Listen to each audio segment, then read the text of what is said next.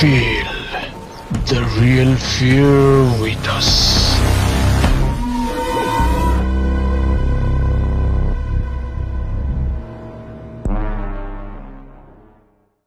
প্রিয় লিসেনার্স, আসসালামু আলাইকুম। Feel the real fear with us. সত্যিকার ভয়ের অনুভূতি পেতে আফনান হরর ওয়ার্ল্ডের সাথেই থাকুন। দেশ ও দেশের বাইরে যেখান থেকে আফনান হরর ওয়ার্ল্ডের আজকের থার্সডে নাইটের 198তম এপিসোডের সাথে যুক্ত হচ্ছেন বা পরবর্তীতে হবেন, সকলকে জানাচ্ছি শুভেচ্ছা ও ভালোবাসা। আশা করি সবাই ভালো আছেন, সুস্থ আছেন। প্রিয় লিসেনার্স, সাধারণত থার্সডে নাইটে আমরা 6টি ঘটনা রাখি। আজকের এপিসোডে আমরা 5টি ঘটনা রাখছি। শিডিউলে অবশ্য আমাদের 6টি ঘটনাই ছিল। ফাইনালি আমি একটি ঘটনা প্রচার করতে পারছি না। আমার কাছে মনে হয়েছে এই ঘটনা প্রচারিত হলে যিনি আমাদেরকে ঘটনা পাঠিয়েছেন তার ব্যক্তিগত নিরাপত্তা বিঘ্নিত হতে পারে। এই কারণেই এই ঘটনাটি আমরা প্রচার করতে পারছি না। আজকের এপিসোডে যে ঘটনাগুলো রয়েছে, আশা করছি ঘটনাগুলো আপনাদের ভয়ের শিহরণ জাগাতে সক্ষম হবে ইনশাল্লাহ। ঘটনাগুলো কেমন লেগেছে এই ঘটনাগুলো শোনার পর তা কিন্তু অবশ্যই কমেন্ট সেকশনে জানাবেন। এই ভিডিওর যে কমেন্ট সেকশন রয়েছে সেখানে আপনাদের মতামত তো জানাতেই পারেন। এছাড়া আমাদের ফেসবুক পেজ আর গ্রুপ তো রয়েছে আপনাদের হরর ওয়ার্ল্ড নামে, সেখানে গিয়েও আপনারা আপনাদের মতামত দিতে পারেন। আপনাদের জানাবা আপনাদের সাথে ঘটে যাওয়া সত্য ভয়ের ঘটনাগুলো আমাদেরকে লিখে বা রেকর্ড করে afnanthehorrorworldbd@gmail.com এই ইমেল অ্যাড্রেসে ইমেল করতে পারেন।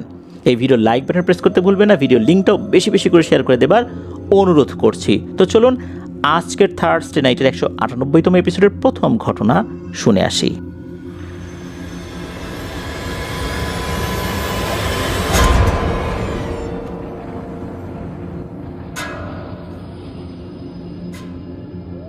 প্রিয় লিসেনার্স, আজকের থার্সডে নাইটের 198তম এপিসোডের প্রথম ঘটনাটি আমরা শুরু করব একজন রেমিটেন্স যোদ্ধা ভাইয়ের পাঠানো ঘটনা দিয়ে। ওনার নাম মেহেদি হাসান। ওনার বাড়ি ব্রাহ্মণবাড়িয়া জেলার কসবা উপজেলার রায়তলা গ্রামে। উনি বর্তমানে সংযুক্ত আরব আমিরাতে রয়েছেন। উনি একটি পুকুর কেন্দ্রিক ঘটনা পাঠিয়েছেন। স্থানীয়ভাবে ওই পুকুরটি তাল পুকুর নামেই পরিচিত। পুকুরের বিবরণটা শুরুতে দেয়া দরকার। পুকুরটিতে রয়েছে 2টি ঘাট, একটি পাকা, অপরটি বাঁশের মাচা দিয়ে তৈরি করা। পুকুরের উত্তর পাশে রয়েছে একটি কবর এবং বড় একটি পুরনো গাব গাছ, আর আশেপাশে অনেকগুলো আম গাছও রয়েছে। দক্ষিণ পাশে রয়েছে শুধুই বাঁশঝাড়। পশ্চিম পাশে রয়েছে বড় একটা তাল গাছ। এই গাছটিকে জড়িয়ে ধরে রেখেছে আবার একটি বট গাছ, সাথে আরও 2টি গাব গাছ এবং বাঁশঝাড়ও রয়েছে এই পাশটাতে। পূর্ব পাশে শুধু কিছু ঘরবাড়ি রয়েছে। সব মিলিয়ে বলতে হবে একটা হন্টেড জায়গা।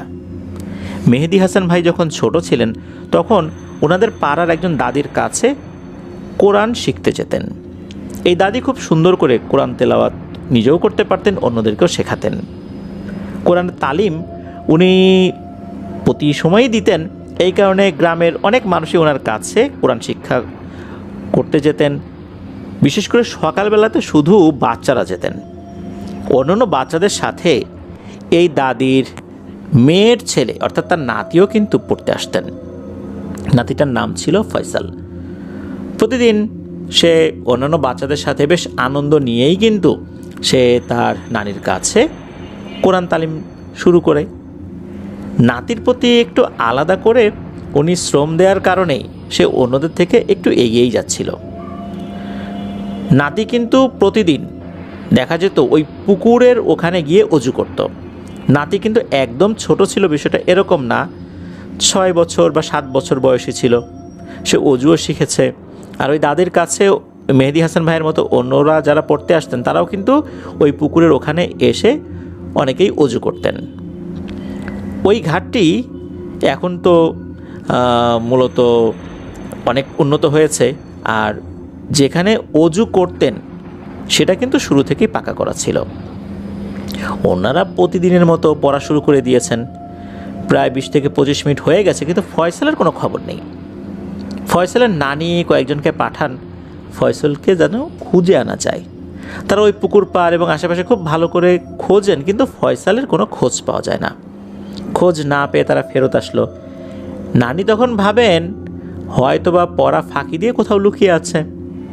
কিছুক্ষণ পর ওনাদের পড়ার একটা ছুটি চলে আসে, অর্থাৎ নির্দিষ্ট সময় পর তো ছুটি দিয়ে দেওয়া হয়। বাড়িতে চলে যায় সবাই। প্রায় 2 থেকে 3 ঘন্টা পর ওনাদের পাড়ার বেশ কিছু মানুষজন একসাথে চিৎকার চেঁচামেচি শুরু করে দেয়। ওই চিৎকার চেঁচামেচির শব্দ শুনে এই মেহেদী হাসান ভাইও ছুটে যান ওই শব্দের উৎসর দিকে। দেখা গেল ওই পুকুরের দিক থেকে চিৎকার চেঁচামেচির শব্দটা ভেসে আসছে।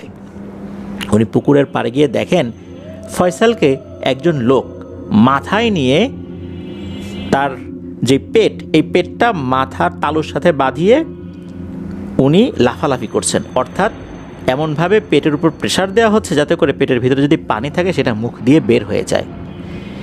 এই দৃশ্য যখন চলছিল তখন এই ফয়সালের নানি, খালা, আশেপাশের মহিলারাও কিন্তু কান্নাকাটি করছিলেন। 2-3 মিনিট পর তাকে মাথা থেকে যখন নামানো হয় তখন বোঝা গেল এগুলো করে লাভ হবে না, কেননা ফয়সাল আল্লাহর ডাকে সাড়া দিয়ে চলে গেছেন।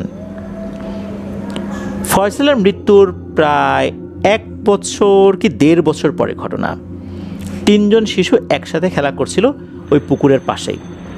3 জনের নাম ছিল সারওয়ার, আকরাম ও জাকিয়া।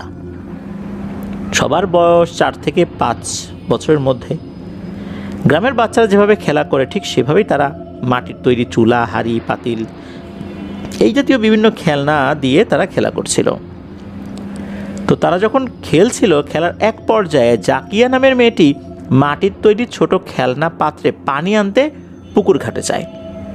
সে পানি আনতে দেরি হয়, সারওয়ার নামের ছেলেটি পুকুর পাড়ে গিয়ে দেখে জাকিয়া কয়েকবার হাবুডুবু খেয়ে পানিতে তলিয়ে যাচ্ছে। সারওয়ার সাথে সাথে জাকিয়ার বাড়িতে দৌড়ে খবর দেয়। যে ঘাট ব্যবহার করে জাকিয়া পানি আনতে গিয়েছিল ওই ঘাটের সাথেই কিন্তু এই জাকিয়াদের বাড়ি। খবর পেয়ে বাড়ির সবাই চিৎকার চেঁচামেচি করে পুকুর পাড়ে চলে আসে। কয়েকজন পানিতে নেমে কিছুক্ষণ খোঁজাখুঁজি করে জাকিয়াকে উপরে তোলে, কিন্তু ততক্ষণে আল্লাহর ডাকে সাড়া দিয়ে জাকিয়া ইহকাল ত্যাগ করেছেন। এই ঘটনার 1 বছর পর আকরাম নামের ছেলেটিও পানিতে পড়ে যায়। আশ্চর্যজনকভাবে ওই দিনেও কিন্তু সরোয়ার তার সাথে ছিল। সরোয়ার দৌড়ে গিয়ে তার এক চাচাতো বোনকে ডেকে নিয়ে আসে। আল্লাহর অশেষ রহমতে এবারের যাত্রায় আকরামকে তারা উদ্ধার করতে সক্ষম হয়। আকরাম প্রাণে বেঁচে যায়। মেহেদী হাসান ভাই যখন ক্লাস 5-এ পড়েন, তো ওনার শিক্ষকের বাড়ি ওনাদের বাড়ির পাশেই থাকায় মাগরিবের নামাজের পর তার কাছে পড়তে যেতেন। ওনার শিক্ষক সম্পর্কে কিছু তথ্য জানিয়েছেন। ওনার নাম আলহাজ মাস্টার মোহাম্মদ শহীদুল্লাহ রিজভী। উনি ওনাদের ওই উপজেলার মধ্যে কয়েকবার শ্রেষ্ঠ শিক্ষক হিসাবে ভূষিত হয়েছেন। ওনার পরিবারে 4 জন শিক্ষকতার মহান পেশার সাথে জড়িত। পাশাপাশি ওনার ধর্মীয় শিক্ষায় ছিল অগাধ জ্ঞান। এই শিক্ষক মেহেদী হাসান ভাইকে তার সন্তানের মতো করেই গড়ে তুলেছেন। প্রতিদিনের মতো সেদিন উনি পড়তে গিয়েছেন। ঘরে প্রবেশ করে দেখেন তার শিক্ষকের ছেলের বউ তার মেয়েকে নিয়ে দাঁড়িয়ে আছে, আর শিক্ষক মেয়েটিকে ঝাড়ফুঁক করছেন। ধর্মীয় বিষয়ে স্যারের অগাধ জ্ঞান থাকায় তিনি ঝাড়ফুঁক জানতেন। মেয়েটিকে যখন দেখলেন মেহেদী হাসান ভাই, উনি দেখলেন মেয়েটার ঘাড় একটু বাঁকা হয়ে আছে, মেয়েটা কান্না করছে। ঝাড়ফুঁক শেষ হলে মেয়েটির মা তার মেয়েকে নিয়ে ঘরে চলে যান। এরপর মেহেদী হাসান ভাই স্যারের কাছে জানতে পারেন যে মেয়েটি মাগরিবের আজানের কিছুক্ষণ আগে কোনো এক কারণে পুকুর পাড়ে গিয়েছিল। পুকুরের পশ্চিম পাড়ে, যেখানে তাল গাছ, বট গাছ, গাব গাছ, বাঁশঝাড় রয়েছে, সেই দিকটাতে। সেই বাঁশঝাড়ের নিচে মেহেদী হাসান ভাইয়ের এক চাচাতো ভাইয়ের গরু কিন্তু দিনের বেলায় নাকি সারাদিনই রেখে দেওয়া হতো, বেঁধে রাখা হতো আর কি। ঘটনার দিন ওনার চাচাতো ভাইয়ের স্ত্রী গরুর অস্বাভাবিক ডাক শুনতে পেয়েছে। এটা শুনে দৌড়ে পুকুর পাড়ে গিয়েছেন। গিয়ে দেখেন ছোট মেয়েটি ভয় চিৎকার করছে আর তার ঘাড় বাঁকা হয়ে আছে। তো ওই জায়গা থেকে উদ্ধার করে মেয়েটির মাকে নিয়ে স্যারের কাছে যায় ঝাড়ফুঁক করার জন্য আর কি। তো স্যার এই পর্যন্ত বলেন আর কি। এরপর পড়া শুরু করান সবাইকে। পড়া শুরু করার কিছুক্ষণ পর আবার মেয়েটির মা কান্না করতে করতে স্যারের কাছে এসে বলে, কাকা আপনার নাতনির অবস্থা আরও খারাপ হতে শুরু করেছে, আমি কি কোনো কবিরাজের শরণাপন্ন হতে পারি? স্যার একটু চুপ করে রইলেন, এরপর বললেন, আচ্ছা ঠিক আছে, যাও তাহলে। কিছুদিন পর ওই মেয়ের সাথে কবিরাজের বাড়িতে যাওয়া এক ব্যক্তির কাছে মেহেদী হাসান ভাই জানতে চাইলেন যে কবিরাজের কাছে নেয়ার পর ঘটনাটা কী হয়েছিল। এরপর ওই লোকটি যা বলল তা শুনে তো মেহেদী হাসান ভাই চমকে উঠলেন। কবিরাজের বাড়িতে যেতে যেতে রাত ওই দিন প্রায় 9টা বেজে যায়। কবিরাজ তাদেরকে বাইরে বসতে বললেন এবং তার ঘরের একটা রুমে চলে গেলেন, বিভিন্ন বিষয় তো গোছগাছ করতে হবে এই জন্য। এরপর উনি সবাইকে ঘরের ভেতরে আসতে বললেন। মেয়েটিকে নিয়ে ঘরে প্রবেশ করা হলো। তারপর কিছুক্ষণ রিচুয়াল করার পর মেয়েটির মধ্যে জিনকে হাজির করানো হলো। জিন হাজির হয়েই বলতে লাগলো, আমাকে কেন বিরক্ত করলি, তোর এত বড় দুঃসাহস কিভাবে হয়? কবিরাজ কিন্তু নরম সুরেই বললেন, তুই মেয়েটিকে মারতে গেলি কেন? জিন নাকি তখন বলে, মারতে আর পারলাম কই, পুকুর পাড়ে বেঁধে রাখা গরুটা বারবার তেড়ে আসছিল আমার দিকে, তার শিং দিয়ে আমাকে মারার জন্য, কিন্তু গরুটি বাধা থাকার কারণে আমার কাছাকাছি আসতে পারছিল না। তারপর আমি যখন মেয়েটিকে মারার জন্য যাচ্ছিলাম তখন এই গরুটি জোরে জোরে ডাকতে শুরু করে। তখন মাত্র মেয়েটির ঘাড়ে হাত রেখেছি, তখন গরুর মালিক চলে আসে, আমার পরিকল্পনা ব্যর্থ হয়ে যায়। এই কথা শোনার পর কবিরাজ আবার প্রশ্ন করে, তুই কোত্থেকে আসছিস এখানে? জবাবে জিন বলে, আমি একা না, আমরা আরও কয়েকজন আছি, পুকুর পাড়ের যে তাল গাছ রয়েছে এখানে থাকি। প্রতি বছর ছোট বাচ্চাকে মেরে আমরা কালো জাদুর চর্চা করি। এরপর ওই জিনটা নাকি আরও স্বীকার করে তারাই নির্মমভাবে হত্যা করেছিল ফয়সালকে, জাকিয়াকে, আরও অনেককেই হত্যার চেষ্টা করেছিল, তবে ব্যর্থ হয়েছিল। জিনটা এই কথা বলার পর কবিরাজ বলেন, এই তোর চেলাগুলো সবগুলোকে ডাক, আমি সবার সাথে কথা বলবো। কিছুক্ষণের মধ্যেই একে একে সবাই নাকি চলে আসে। কবিরাজ সবাইকে একসাথে বলে, তোরা এই জায়গার ছেড়ে অন্য কোনো জঙ্গলে চলে যাবি, এইটা তোদের থাকার জায়গা না, এটা মানুষের থাকার জায়গা।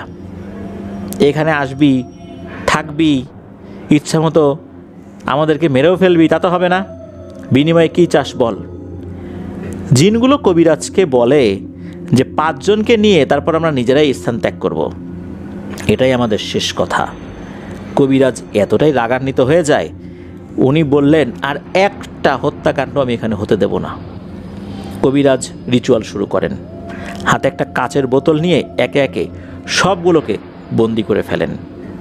এরপর কবিরাজ একটু তেল পড়া ঝাড়ফুঁক দিয়ে সবাইকে বলেন, যান, চলে যান, আলহামদুলিল্লাহ, আল্লাহর ইচ্ছায় কাজটি সম্পন্ন হয়েছে।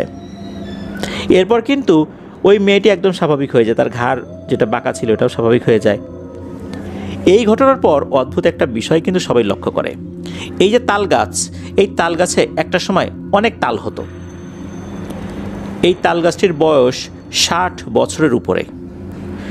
ওই তাল গাছে যখন তাল হতো, হঠাৎ করে নাকি ওই গাছে তাল আসা বন্ধ হয়ে যায়, শুধু লম্বা লম্বা লাঠির মতো তালের যেই অংশটা বের হয় সেটা দেখা যেত। এরপরে আর কোনো তাল হতো না। অনেক তাল হতো একটা সময়, মানে এত তাল হতো অকল্পনীয়। মূলত এই জিনগুলো যখন থেকে এই তাল গাছের উপরে আশ্রয় নিয়েছে, এরপর থেকেই নাকি এই তাল আসা ওরা বন্ধ করে দেয়। কেননা এই তালগুলো যখন ছোট থাকতো, অনেকেই এই তালগুলো কাঁধি সহ পেরে নামাতো। এই তালের ভিতরে যে নরম নরম শ্বাস হয়, এগুলো মানুষ খেত। তো দেখা যেত যে এই জিনগুলো বিরক্ত বোধ করতো, যাতে এখানে তালই না হয়, মানুষজন উপরে যাতে না ওঠে, এই জন্যই মূলত ওরা বিশেষ এক কালো জাদু করে এই তাল গাছে তাল আসা বন্ধ করে রেখেছিল। কবিরাজ যখন ওই জিনগুলোকে বন্দি করে মাটিতে পুঁতে ফেলেন, এরপর থেকে নাকি ওই তাল গাছে তাল আসতে শুরু করে, যেটা এখনও নাকি আছে। মেহেদী হাসান ভাই জানিয়েছেন, এই যে ফয়সাল, জাকিয়া, এরা পৃথিবীতে নেই, তাদের জন্য দোয়া চেয়েছেন, আমরা তাদের জন্য দোয়া করি, আল্লাহ তাআলা তাদেরকে জান্নাতুল ফেরদৌসের মেহমান হিসেবে কবুল করুন। যেহেতু তারা অনেক শিশু বয়সেই এই পৃথিবীর মায়া ত্যাগ করে চলে গেছেন, তাই আমরা আশা করতেই পারি যে আল্লাহ তাআলা তাদেরকে জান্নাতের বাগানে রেখেছেন। এটাই ছিল ঘটনা। প্রিয় লিসেনার্স, এরকম একটা পেয়ারা গাছ আমি নিজেও দেখেছি। আমার খুব কাছের এক বন্ধু, যার নাম হচ্ছে মাসুদ। তো মাসুদ আমাকে বলেছিল যে এই পেয়ারা গাছে একটা সময় নাকি পেয়ারা অনেক হতো, কিন্তু পেয়ারা কামড় দিলেই দেখা যেত ভেতরে নষ্ট। বাইরে থেকে বোঝার উপায় ছিল না যে এই পেয়ারা গাছের পেয়ারা এরকম। আমি যখন ওই গাছের পেয়ারা খেলাম, তখন আমি বললাম যে এখন তো ঠিক আছে, তখন আমার ফ্রেন্ড মাসুদ বলল যে এই গাছে নাকি বিভিন্ন সময় একটা নারী অবয়বকে দেখা গিয়েছিল। এটা তার পরিবারের বেশ কয়েকজন সদস্যই দেখেছিল। মূলত এইটার কারণেই এই গাছের এই অবস্থা হয়েছিল। পরবর্তীতে রাজবাড়ির একটা নামকরা মাদ্রাসা রয়েছে, গোয়ালন্দ মাদ্রাসা, ওখানকার একজন হুজুর ওই বাড়িতে এসেছিলেন কোনো একটা কাজে। উনি এই গাছটি দেখার পর কিছু ঝাড়ফুঁক করে দিয়েছিলেন। এরপর ওই জিনটা নাকি ওই গাছের আস্তানা ছেড়ে পালিয়ে গিয়েছিল।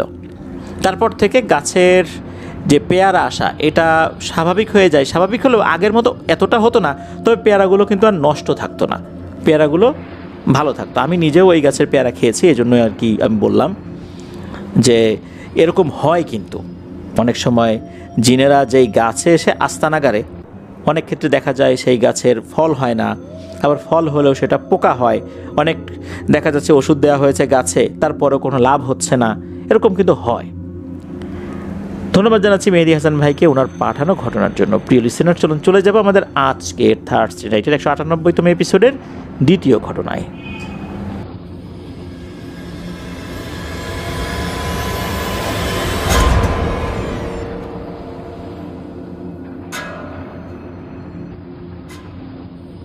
আবারও স্বাগতম জানাচ্ছি প্রিয় লিসেনার্স আমাদের থার্সডে নাইটের 198তম এপিসোডের দ্বিতীয় ঘটনায়।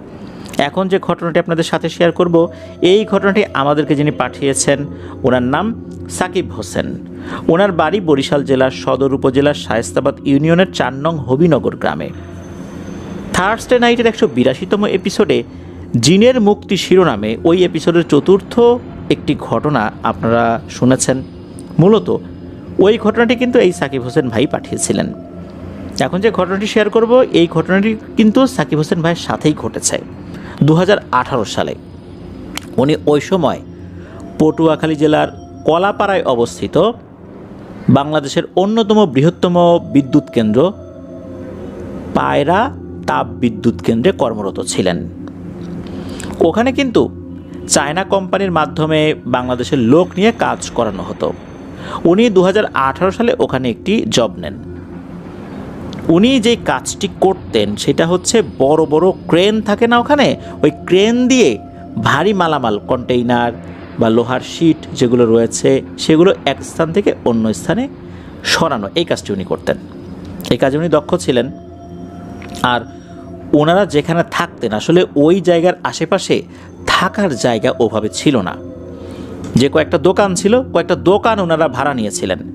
কয়েকটা দোকান ভাড়া নিয়ে ওই দোকানের ভেতরে বেশ কিছু লোকজন ওখানে ঘুমাতেন, এই ঢালা বিছানা যেটা বলে ওভাবে করে আর কি। কারণ ওখানে ওই সময়ে আশেপাশের অবস্থা অতটা কিন্তু উন্নত ছিল না। এখন তো অনেকটাই ডেভেলপ হয়েছে, কিন্তু ওই সময় কিন্তু এতটা বসতি ওখানে হয়নি। তো ওনাই তো আসলে ওভাবেই কাজ করতেন। তার সমস্যা যেটা হতো সেটা হচ্ছে যে ওনাকে তো শিফট ডিউটি করতে হতো, আর ডিউটিটা মাঝে মাঝে যদি রাতের বেলা পড়তো, ওই সময়ে যাদের ডিউটি থাকতো ওনারা একসাথে যেতেন রাত 12টা থেকে সকাল 5টা পর্যন্ত ডিউটি করতেন। এরপর আবার অন্য শিফটের লোকজন আসতো, তারা আসলে ওনারা চলে যেতেন। এভাবে কিন্তু 24 ঘন্টাই ওখানে কাজ হতো। উনি যেখানে থাকতেন আরও কয়েকজনের সাথে, ওই জায়গা থেকে মেইন গেটে হেঁটে আসতেও প্রায় 30 মিনিটের মতো সময় লাগে। আর যেই পথ দিয়ে আসবেন সেই পথের একটা জায়গায় রাস্তা থেকে কিছুটা নিচে জোড়া তাল গাছ রয়েছে, আর ওই জোড়া তাল গাছের ওখানে একটা কবর রয়েছে। দিনের বেলা ওই দিক দিয়ে আসা যাওয়া করতে গেলে তেমন কিছুই মনে হয় না, তবে রাতের বেলা ওই দিক দিয়ে আসা যাওয়া করতে গেলে গাটা ছমছম করে ওঠে ভয়ে। যখন ওনারা হাঁটাচলা করতেন তখন তো একসাথে বেশ কয়েকজন হাঁটাচলা করতেন, এই জন্য ওরকম সমস্যা হতো না। যখন ওনাদের থাকার জায়গা থেকে বের হতেন অনেকটা পথ পায়ে হাঁটতে হতো, প্রায় 30 মিনিট পথ। আবার মেইন গেটে আইডি কার্ড চেক করে যখন ওনাদেরকে ঢোকানো হতো, ওখান থেকে হেঁটে হেঁটে মেইন যে কাজের জায়গা সেখানে পৌঁছতেও আরও প্রায় 20 মিনিটের মতো সময় লাগতো। তার মানে প্রায় 50 মিনিট সময় আসা যাওয়ায় চলে যেত শুধু হাঁটাহাঁটি করতে করতে। যেতে 50 মিনিট, আসতে 50 মিনিট। এক রাতে উনি অন্যান্যদের সাথে গিয়েছেন, তবে ওই দিন আবার উনি সন্ধ্যার পরে গিয়েছেন। ওনার শিফট ডিউটিটা ওরকমই ছিল আর কি। যাওয়ার পর হঠাৎ করেই ওনাকে জানানো হলো, ওনার যে চায়না সুপারভাইজার যিনি ছিলেন আর কি, চাইনিজ সুপারভাইজার, উনি চায়না ভাষায় কথা বলতেন, কিছু কিছু ভাষা এই সাকিব ভাই রপ্ত করেছিলেন, যার কারণে কিছু কিছু বিষয় বুঝতেন আর কি। সেই সুপারভাইজার এসে বলে যে সাকিব, আমরা চায়না ভাষায় বলছে, আমরা বাংলায় বলছি আর কি, যে সাকিব তোমাকে আজকে রাত্রে নাইট শিফট করতে হবে, কেননা তুমি চলে যাওয়ার পর এইখানে যে আসবে সে জানিয়েছে সে খুবই অসুস্থ, সে আসতে পারবে না।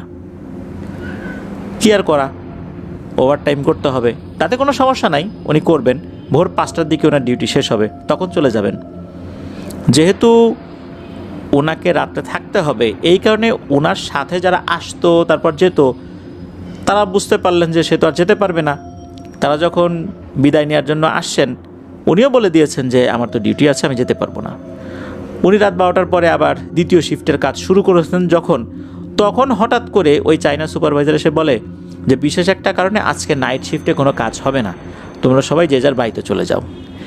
যেই না এই কথা বলছেন, এখন এই সাকিব ভাই পড়ে গেছেন এক বিপদে, কেননা ওনার সাথে থাকা সবাই তো চলে গেছেন।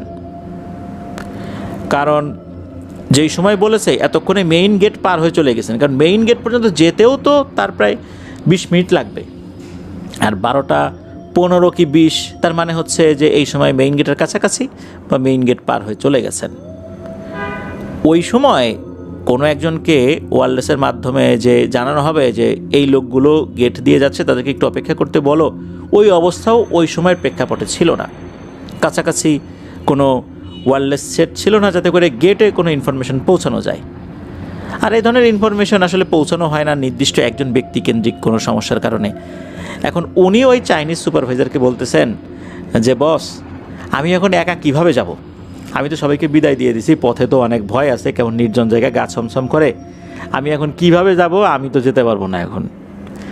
এই কথা শোনার পর ওই চাইনিজ সুপারভাইজার কিছুক্ষণ চুপ করে থেকে বললেন যে আসলেই তো সমস্যা, তুমি তো ঠিকই বলছো, একটা কাজ করো, তুমি আমার বাইসাইকেলটা নিয়ে যাও, তাহলে কি কোনো অসুবিধা হবে? এই কথা শোনার পর সাকিব ভাই চিন্তা করলেন যে বাইসাইকেল লোহার জিনিস সাথে থাকলে ভয় ভীতি কম হয়, আর যেহেতু উনি নিজে থেকেই এটা দিতে চাচ্ছেন, তার সাথে ভালো একটা আন্তরিকতা রয়েছে, তো নিয়ে যাই। এরপর ওনার বসের বাইসাইকেলটা নিয়ে বেরিয়ে গেলেন। গেটে আবার আইডি কার্ড চেক করে তাকে বের হতে দেওয়া হলো। এরপর উনি যাচ্ছেন, যাওয়ার পথে দেখলেন ছোট্ট একটা চায়ের দোকান খোলা আছে, ওখানে চা, সিগারেট, বিড়ি এগুলো বিক্রি হতো। ওখান থেকে কয়েকটি সিগারেট কিনে নিলেন। চিন্তা করলেন রাত্রে একা একা যাচ্ছি, সাইকেল তো আছেই সাথে, কয়েকটা সিগারেট কিনে নিয়ে যাই, সিগারেট খেতে খেতে যাব, তাহলে কোনো সমস্যা হবে না, আগুন সাথে থাকলে ভূত প্রেত কাছে আসতে পারে না। এই চিন্তা করে কয়েকটা সিগারেট কিনেছেন, একটা ধরিয়ে সাইকেল চালাচ্ছেন। যেহেতু সাইকেল চালাচ্ছেন, বাতাসের কারণে সিগারেটটা একটু দ্রুতই ক্ষয় হয়ে যাচ্ছিল। ওই সময়টা আবার ছিল শীতকাল, কনকনে শীতের সময়। উনি সাইকেল চালাতে চালাতে ওই সেই জায়গাটাতে চলে আসেন যেখানে দুটো তাল গাছ, অর্থাৎ জোড়া তাল গাছ আর পাশে কবর রয়েছে। উনি যখন ওখানে এসেছেন তখনই একটা ভয়ঙ্কর দৃশ্য দেখেন। উনি দেখতে পান ওই তাল গাছের ওখান থেকে সাদা কাফনের কাপড় পরা কোনো একটা জিনিস হেঁটে হেঁটে আসছে। ওখান থেকে হেঁটে হেঁটে রাস্তার উপরে উঠে গেল। রাস্তার উপরে উঠেই টান টান হয়ে শুয়ে পড়ল। উনি তো বুঝতে পারছেন যে ঘটনাটা কি। এত রাত্রে এখানে তো কোনো মানুষজন আসবেই না, শুধু এই নাইট শিফটে যারা আসে তারা তো রাত 12টার সময় কাজে যোগদান করে, তারও আগে মেইন গেট দিয়ে ঢুকতে হয়। 12টা মানে 12টার সময় ঢুকতে হয়। আর যারা বের হয়ে যান তারা বের হয়ে তো এদিক দিয়ে চলে গেছেন, এদিক দিয়ে খুব অল্প সংখ্যক লোকই যায়। এখন তো এখানে কোনো লোক দুষ্টামি করার জন্য আসবে না। এটা দেখে উনি তো পেয়ে গেছেন ভয়, এমন ভয় পেয়েছেন, এই যে সিগারেট সাথে থাকলে যে জিন ভূত কাছে আসে না, উনি ভয়ে সিগারেটই ফেলে দিয়েছেন। সিগারেট ফেলে দিয়ে আল্লাহর নাম নেওয়া শুরু করেছেন। আর উনি আল্লাহর কাছে বলছেন যে আল্লাহ তুমি আমাকে সাহায্য করো, তুমি ছাড়া আমার কেউ নাই। এই সময় এই জিনিসটা যদি এখন আমাকে ধরে ফেলে তাহলে আমার লাশটাও খুঁজে পাওয়া যাবে না, কোথায় মাটিতে পুঁতে ফেলবে আমাকে আর খুঁজেও পাওয়া যাবে না, আল্লাহ তুমি সাহায্য করো। এইটা উনি বলতে বলতেই, মানে উনি বিড়বিড় করে বলছেন, চিৎকার করে না, আর ওনার শরীর দরদর করে ঘেমে একদম একাকার হয়ে গেছে। শীতকালেও ঘেমে একদম উনি গোসল করে উঠেছেন বলতে হবে। উনি কী করেছেন, সাইকেলটা নিয়ে ওই যেই লাশের মতো অবয়বটা এটাকে পাশ কাটিয়ে উনি সামনের দিকে যেই না চলে গেছেন, পেছন থেকে তার নাম ধরে রাখছে, ও সাকিব ফিরে দেখ, আরে এই যে আমি আরে পেছন দিকে তাকা না। মানে এমনভাবে বলছে যে তার কোনো বন্ধু। উনি আর পেছন দিকে তাকালেন না, উনি সাইকেল চালাতে শুরু করলেন বেশ জোরে সোরেই। হঠাৎ করে মনে হলো ওনার কানের কাছে এসে কেউ বলছে, আবার যদি রাতের বেলা একা একা দেখি রে, তাহলে কিন্তু আর বেঁচে ফিরতে পারবি না। এইটা শোনার পর ওনার ভয়ের মাত্রা আরও বেড়ে যায়। উনি সাইকেলটা আরও জোরে চালাতে শুরু করেন। সাইকেল চালাতে চালাতে ওনারা যেই দোকানে ঢালা বিছানা করে থাকতেন, ওই দোকানের যে ঝাঁপি, ওইটার কাছে এসে সাইকেল নিয়ে এমনভাবে আঘাত করেন, উনিও পড়ে যান। আর হঠাৎ করে রাতের বেলা এত জোরে শব্দ হওয়ার কারণে ভেতরে থাকা তার অন্য যারা সহকর্মীরা ছিলেন, তারা তো ঘুমিয়ে গিয়েছিলেন, তারা তো উঠে পড়ছে, আরে কী হলো, নিশ্চয়ই চোর ডাকাত আসছে। উনি তো ভয় পেয়ে গেছেন, কিন্তু চোর ডাকাত হলে তো আরও শব্দ করার কথা, আর তো শব্দ হচ্ছে না। কি মনে করে ওনারা বেশ কিছুক্ষণ চুপ থেকে বাইরে বের হয়েছেন। বের হয়ে দেখেন এই অবস্থা, এই যে সাকিব ভাই এক পাশে পড়ে আছেন, সাইকেল এক পাশে পড়ে আছে। তারা তো বুঝতে পারছেন যে ঘটনাটা কি। সাকিব ভাই কিন্তু তখন অজ্ঞান। ওনার জ্ঞান ফেরে পরের দিন দুপুরের দিকে। যখন জ্ঞান ফেরে সবাই তো জিজ্ঞেস করে কি হয়েছে, উনি বিষয়টা খুলে বলেন। এরপর সিদ্ধান্ত নিন উনি এই কাজটি আর করবেন না। ওনার চায়না সুপারভাইজারকে তার সাইকেলটা ফেরত দিয়ে উনি ওই দিনই চাকরি থেকে ইস্তফা দিয়ে নিজ বাড়িতে চলে আসেন। পরবর্তীতে অন্য চাকরিতে উনি জয়েন করেছেন। ওই রাত্রে ওনার সাথে এই ঘটনাটি ঘটেছিল। প্রিয় লিসেনার্স, এই যে পটুয়াখালীর কলাপাড়া যে পায়রা তাপবিদ্যুৎ কেন্দ্র, এই জায়গাটা যখন নির্মাণ কাজ শুরু হয়েছে এই জায়গাটাতে, ওই জায়গাতে আমি গিয়েছিলাম। আমার মনে পড়ে স্পেশাল অনুমতি নিয়ে আমরা কয়েকজন সেখানে প্রবেশ করেছিলাম। ওখানে যখন আমরা প্রবেশ করি, আমার এতটুকু মনে আছে যে ওইটুকুর যেই জায়গাটা, ওখানের একজন নৌবাহিনীর অফিসার, উনি ইনচার্জ ছিলেন ওই অংশটুকুর। উনি ঘুরে ঘুরে আমাদেরকে দেখালেন যে কোথায় কি আছে। তবে এটা এত বড় একটা জায়গা যে ঘুরে ঘুরে দেখানো আসলে সম্ভব না। উনি মোটামুটি এপাশ ওপাশ হাত দিয়ে দেখালেন যেখানে রামনাবাদ চ্যানেল রয়েছে, এদিক দিয়ে জাহাজ ঢুকবে, ওই পাশে বিদ্যুৎ কেন্দ্র হচ্ছে, অনেক শ্রমিককে স্পিড বোটে এখন নিয়ে যেতে হচ্ছে, ওইখানে আবার নিয়ে আসতে হচ্ছে, বিভিন্ন বিষয়গুলো দেখালেন আমাদেরকে। এটাও দেখালেন যে এখানে বিস্তীর্ণ জায়গা অ্যাকোয়ার করা হয়েছে, সরকার এই জায়গাগুলো ব্যক্তি মালিকানা যেই জায়গাগুলো ছিল সেগুলো অ্যাকোয়ার করে নিয়েছেন। তারপর বিভিন্ন জায়গায় ড্রেজিং করে বালু ফেলা হচ্ছে, বিশাল এক কর্মযজ্ঞ ওই সময় হচ্ছিল আর কি। এটা উনি দেখালেন আর কি, আমার মনে আছে। এই জন্য এই ঘটনাটার সাথে আমি কিছুটা হলেও নিজেকে যুক্ত করতে পেরেছি। আমরা যে পথ দিয়ে গিয়েছি, এই পথটা কিন্তু তখনও পরিপূর্ণভাবে পাকা হয়নি, কেবল ইটের সলিং করা হয়েছে। ওই অবস্থাতে সেইখানে গিয়েছিলাম। তবে আমার যতটুকু মনে পড়ে, সালটা 2018 হবে আমি যখন গিয়েছিলাম, আমার এতটুকু মনে আছে।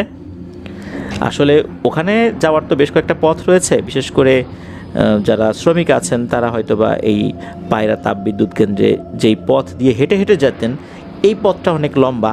আমরা তো এক সাইডে গিয়েছিলাম, আমরা কিন্তু তখনও ভালো করে সব কিছু দেখতে পাইনি। আর সব কিছু কীভাবে দেখবো, এটা তো বিস্তীর্ণ জায়গা জুড়ে এই প্রতিষ্ঠানটির অবস্থান।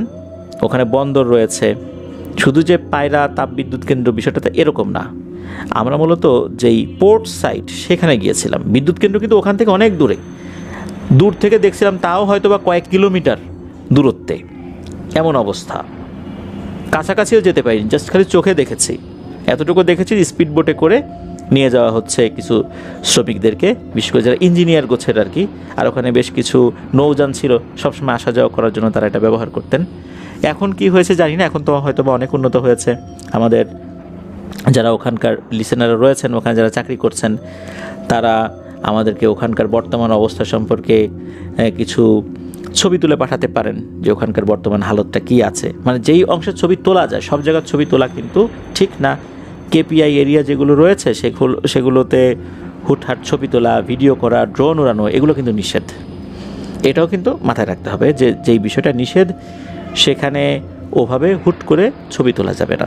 কোনো জায়গার ছবি তোলার আগে অবশ্যই আগে বুঝে নিতে হবে জায়গাটা কেপিআই এরিয়া কিনা, কি পয়েন্ট ইনস্টলেশন।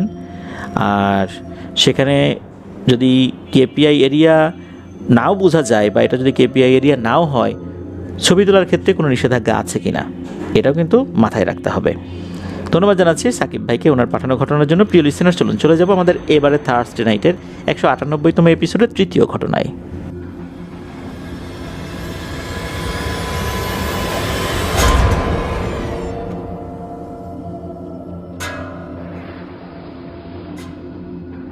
আবারও স্বাগতম জানাচ্ছি প্রিয় লিসেনার্স আমাদের এবারে থার্সডে নাইটের 198তম এপিসোডের তৃতীয় ঘটনায়। এখন যে ঘটনাটি আপনাদের সাথে শেয়ার করব, এই ঘটনাটি আমাদেরকে যিনি পাঠিয়েছেন ওনার নাম একরামুল হক।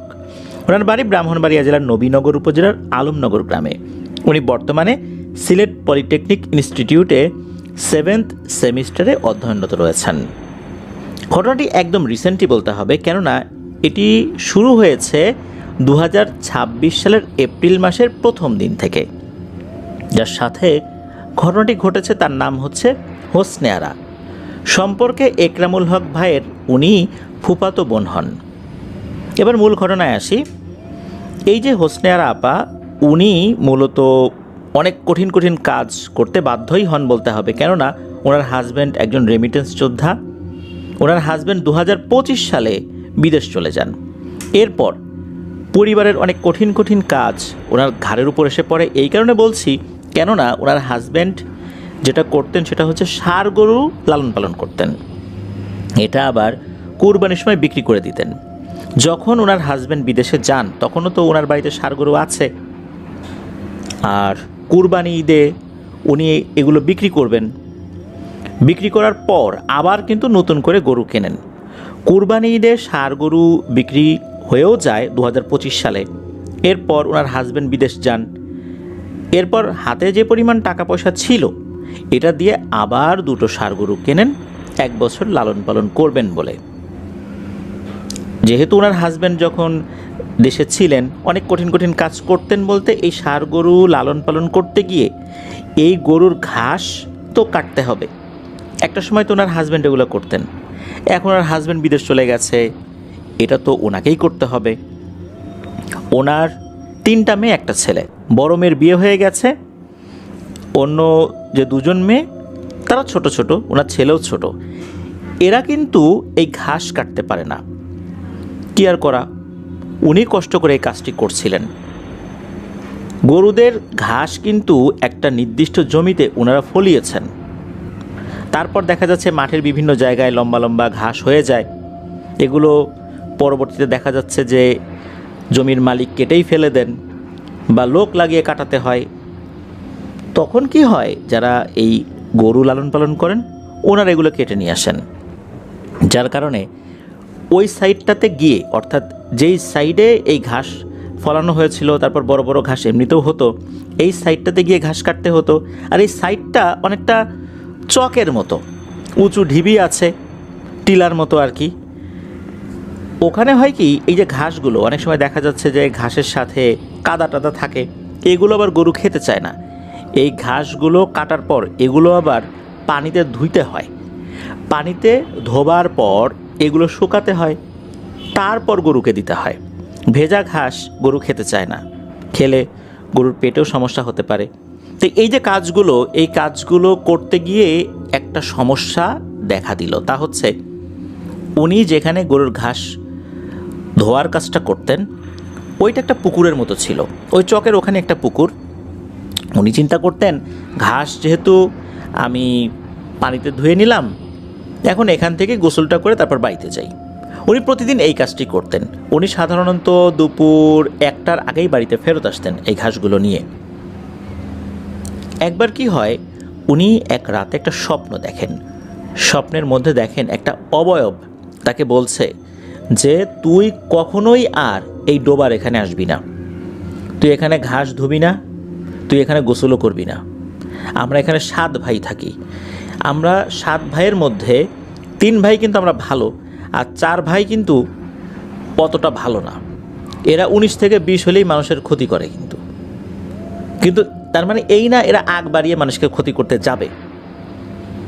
তুই যেচে এসে আমাদেরকে বিরক্ত করতেছিস, এখানে আমরা 7 জন থাকি, তুই এখানে আর আসবি না, আমাদের অসুবিধা হয়। স্বপ্নে এই জিনিসটা দেখার পর ওনার ঘুম ভেঙে যায়। রাতের বেলায় শুয়ে শুয়ে চিন্তা করছেন, কি দেখলাম, এটা কি দুঃস্বপ্ন নাকি সত্যিই কিছু। পরদিন সকালবেলা উনি ভাবছেন যে কি করি, স্বপ্নে এরকম একটা জিনিস দেখলাম, এখন করবোটাই বাকি। এই যে 2টা গরু আছে, এদেরকে যে পরিমাণ খাবার দিতে হবে, আমি তো অন্য জায়গা থেকে ঘাস আনলে হবে না, ওখানে আমরা ঘাস ফলিয়েছি, আবার পাশে অন্য ঘাসও আছে, এত ঘাস কোথায় পাবো। তারপরও উনি ওই স্বপ্নের বিষয়টা কিছুটা গুরুত্ব দিয়ে আশপাশ থেকে ঘাস কেটে এনে দিচ্ছিলেন কয়েকদিন, কিন্তু দেখা যাচ্ছে যে পরিমাণ ঘাস উনি কেটে আনছেন তাতে গরুর পেট ভরছে না। গরুগুলো বিভিন্ন সময় ডাকাডাকি করে, রাতের বেলা ডাকাডাকি করে, পেটে ক্ষুধা। তাই বাধ্য হয়ে উনি আবার সিদ্ধান্ত নিলেন ওখানে যাবেন। তো উনি গিয়েছেন। যেদিন উনি গিয়েছেন ওই দিন দুপুর 1টার দিকে পাশের একজন প্রতিবেশী, তার নাম হচ্ছে হোসেন মিয়া, উনি এই হোসনে আপাকে কাঁধে করে বাড়িতে নিয়ে আসছেন। কি ব্যাপার, কি হলো? তখন এই হোসেন মিয়া বলেন এক ভয়ঙ্কর কথা। উনি ওনার গরুগুলোকে নিয়ে ওই ডোবার পাশ দিয়ে যাচ্ছিলেন, তখন ওই ডোবার ভিতরে পানির শব্দ, মানে ছলাৎ ছলাৎ শব্দ। উনি চিন্তা করলেন বড় কোনো মাছ আছে মনে হয়, এরকম শব্দ করছে। উনি কি মনে করে যখন ডোবার কাছে উকি দিয়েছেন, তখন দেখেন এক ভয়ঙ্কর দৃশ্য। উনি দেখতে পান ডোবার ঠিক মাঝ বরাবর এই হোসনে আপা একবার পানির উপর ভেসে ওঠে সোজাভাবে, আবার মনে হচ্ছে পানির নিচে তলিয়ে যাচ্ছে, মনে হচ্ছে কেউ তাকে হ্যাচকা টানে পানির নিচে নিয়ে যায়, আবার তার পা ধরে উপর দিকে তুলে ধরে, আবার নিচের দিকে নিয়ে যায়, কিছুক্ষণ রাখে, আবার উপরের দিকে তুলে ধরে। উনি তো দেখে বুঝতে পারছেন এটা তো হোসনেরা। তখন উনি এই হোসনেরা আপাকে বাঁচানোর জন্য পানিতে ঝাঁপিয়ে পড়েন। উনি যদিও বা জানতেন এটা স্বাভাবিক কোনো বিষয় নয়, এই ঘটনায় যদি উনি আগ বাড়িয়ে সহযোগিতা করতে চান তাহলে ওনারও প্রাণনাশের সম্ভাবনা রয়েছে। প্রতিবেশী উনি তো ওনার দায়িত্ব পালন করতে গিয়ে ওই ডোবাতে ঝাঁপ দিয়েছেন। ঝাঁপ দেওয়ার পর হোসনেরা আপাকে উনি খপ করে হাতটা ধরেছেন, এরপর উনি সাঁতার দিয়ে তীরে আসার চেষ্টা করছেন। তবে আল্লাহর রহমতে উনি কোনো ধরনের বাধাপ্রাপ্ত হন নাই। হোসনিয়ারা আপাকে নিয়ে যখন ওই তীরে আসেন তখন দেখেন হোসনিয়ারা আপা অজ্ঞান হয়ে গেছে। তখন দ্রুত তাকে কাঁধে করে বাড়িতে নিয়ে আসেন, বলেন এই ঘটনা। তখন হোসনিয়ারা আপা উনি তো সেন্সলেস অবস্থায় আছেন, পরিবারের সদস্যরা তাকে জ্ঞান ফেরানোর চেষ্টা করে। হোসনিয়ারা আপার বাবার বাড়িও কিন্তু একদম পাশেই, তারাও ওখানে চলে আসে, অর্থাৎ এই হোসনিয়ারা আপার বাসায় চলে আসে, এসে তারাও জ্ঞান ফেরানোর চেষ্টা করে। যখন জ্ঞান ফেরে তখন এই হোসনিয়ারা আপা স্বপ্নের বিষয়টা জানান। তারপর টানা কয়েকদিন উনি গরুর ঘাস কাটতে যেতে পারেন নাই, বাধ্য হয়ে আবার গিয়েছেন, এটাও জানান। এবং উনি এটাও জানান যে গরুর ঘাস যখন উনি ধুতে গিয়েছেন তখন মনে হলো কেউ একজন হ্যাচকা টানে ওনাকে ওই ডোবার মধ্যে নিয়ে গেছে। তারপর একবার তাকে পানির নিচে টান দিয়ে নিয়ে যায়, আবার উপরে ভাসিয়ে দেয়, এভাবে চুবাচ্ছিল। তার কাছে অতটুকুই মনে হয়েছে। একটা পর্যায়ে ওনার কিছু মনে নাই, তারপর তো জ্ঞান ফিরে দেখেন যে উনি বাড়িতে আছেন। কিভাবে আবার ওই হোসেন মিয়া উদ্ধার করেছেন সেই বিষয়টা উনি শোনেন, হোসেন মিয়ার প্রতি উনি কৃতজ্ঞতা জানান। কিন্তু সমস্যা এখানে শেষ হয় না। ওই রাতে এই হোসনে আরাপা ঘুমিয়ে আছেন, পাশে ওনার মেয়েও ঘুমিয়ে আছে, ছেলেও ঘুমিয়ে আছে আর এক জায়গায়। হঠাৎ করে মনে হলো টিনের চালে ধরাম করে কোনো কিছু একটা পড়লো। টিনের চালের উপর যদি নারকেল পড়ে বা ডাব পড়ে কত জোরে আওয়াজ হয়, মনে হলো ওরকম আওয়াজ হয়েছে, বোম ফাটার মতো আওয়াজ হয়েছে। ধর্মর করে উঠে বসছেন সবাই, এত জোরে আওয়াজ হয়েছে, কে ঢিল মারলো, এত বড় ঢিল কে মারতে পারে। এই চিন্তা করতে করতেই হঠাৎ করে এই হোসনে আপার মধ্যে অদ্ভুত রকমের পরিবর্তন দেখা দেয়। ওনার পাশে থাকা মেয়ে সে এই পরিবর্তনটা বুঝতে পেরেছে। তার মেয়ে খেয়াল করে যে হোসনে আপা নিজে নিজে নিজের মাথার চুল ছেঁড়া শুরু করেছেন আর এলোমেলো কথা বলছেন। উনি এরকম কথা বলছেন, ওনার মেয়ে তো ছোট মানুষ, আসলে কি বলবে কি করবে বুঝতে পারছে না। তখন নাকি ওই হোসনে আপা বলছেন যে বাঁচাতে পারবি না, একে বাঁচাতে পারবি না, ওর কত বড় সাহস, ওকে কতবার নিষেধ করলাম তারপরও ও আবার গেছে। অবস্থা বেগতিক দেখে হোসনে আরা আপার মেয়ে দরজা খুলে দৌড় দিয়ে বাইরে বেরিয়ে সোজা তার নানি বাড়িতে চলে গেছে। নানি বাড়িতে একদম পাশেই ছিল। রাতের বেলা তাদেরকে ডেকে তুলেছে, ওই বাড়ির লোকজন এখানে চলে আসছে। হোসনে আরা আপার মা যখন ওখানে আসছেন, আসার পর হোসনে আরা আপার মাকে উদ্দেশ্য করে হোসনে আরা আপার ভেতরে থাকা ওই অবয়বটা বলছে, তোর মেয়েকে বাঁচাতে পারবি না। কত বড় সাহস! ও আবার গেছে ওকে নিষেধ করার পরেও।